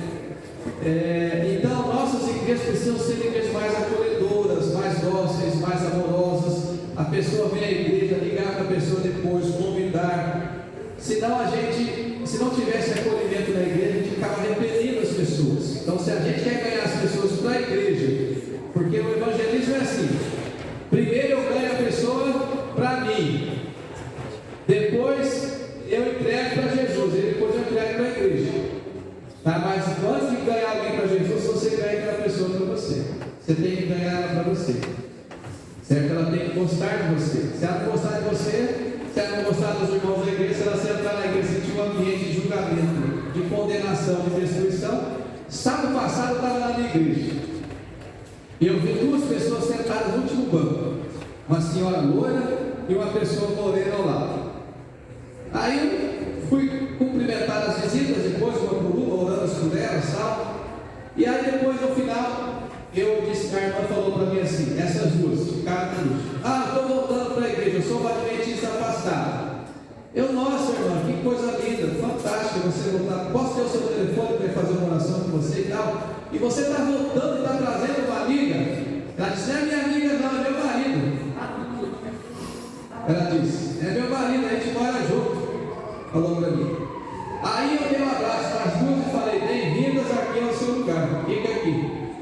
Porque na igreja a gente vai ter, a igreja não é a comunidade de santos, é um santo bem diferente. Porque se você vai numa igreja e só tem gente, não tem pecador, não tem, no sentido de não estar batizado, só tem gente convertida e tal, é um problema isso.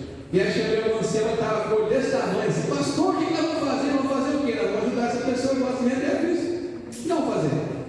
Né? Outro dia eu preguei numa igreja, eu olhei no público assim, eu vi uma pessoa, cabelo comprido, rosto bem quadrado, rosto de homem, mas com seio, com tudo. Eu falei: aquilo ali é meio diferente, né? Pensei comigo.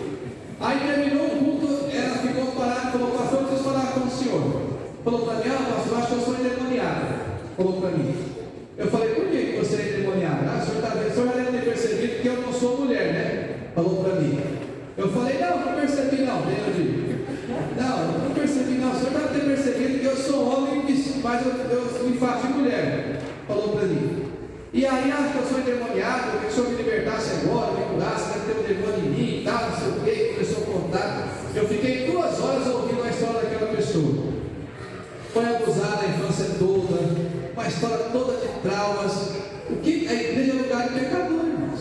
A gente tem que estar aberto a essas pessoas. Tem pessoas que vêm para a igreja e elas precisam ser acolhidas do jeito que elas estão, ser amadas. Elas não vão mudar de forma tão rápida como a gente quer. Eu voltei 1 ano e meio naquela igreja. A igreja criou um grupo só para trabalhar com pessoas homossexuais. Isso é uma igreja que tem empatia.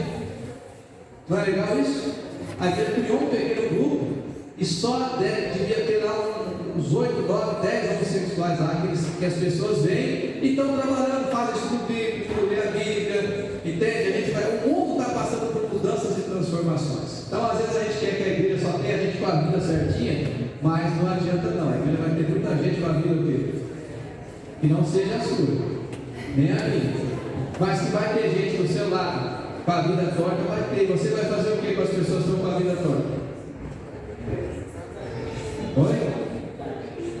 Vamos orar e torcer para que a graça de Deus alcance aquela pessoa. Não tem outra maneira de ser, certo? Então, na evangelização, a gente vai encontrar de tudo. Tem um colega amigo meu que deu estudo com uma pessoa. E ele acreditou que era mulher, o estudo todinho. Chegou no dia que preenchia a ficha e pegou a RG de homem. E aí?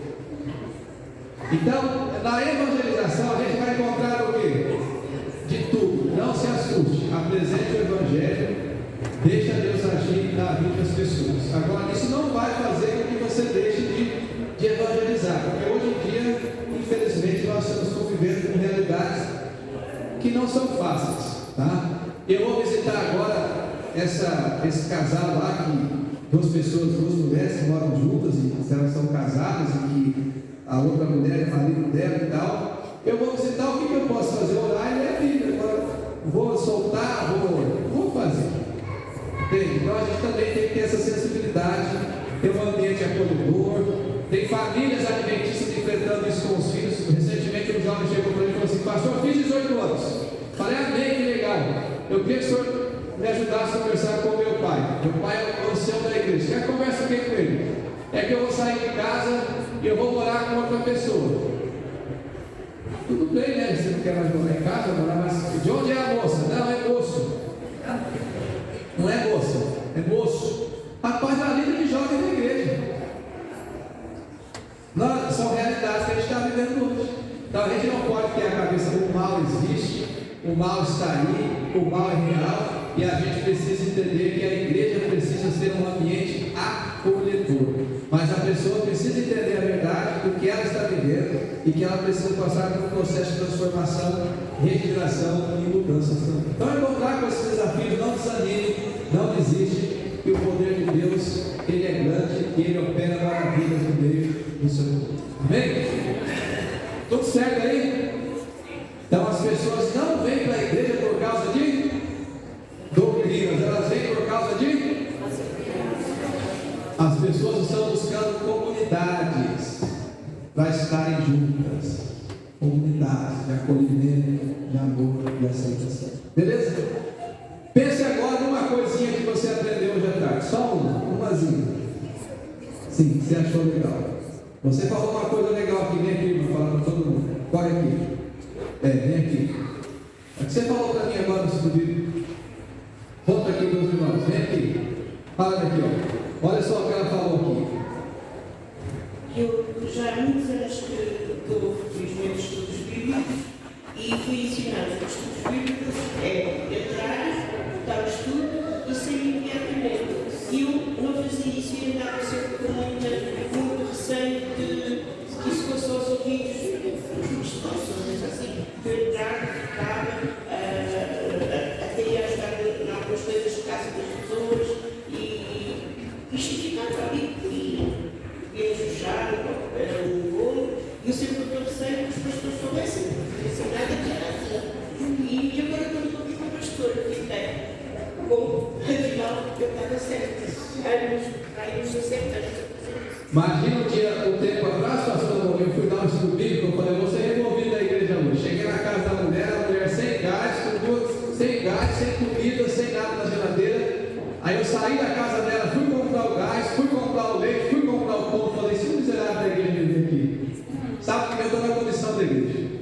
Pensou, vamos remover o pastor da igreja. Você não sabe o contexto, o que você vai fazer se você chegar na casa de uma pessoa, 2 crianças pequenas não tem gás, abre a geladeira, não tem comida, criança chorando com fome, antes das boas novas,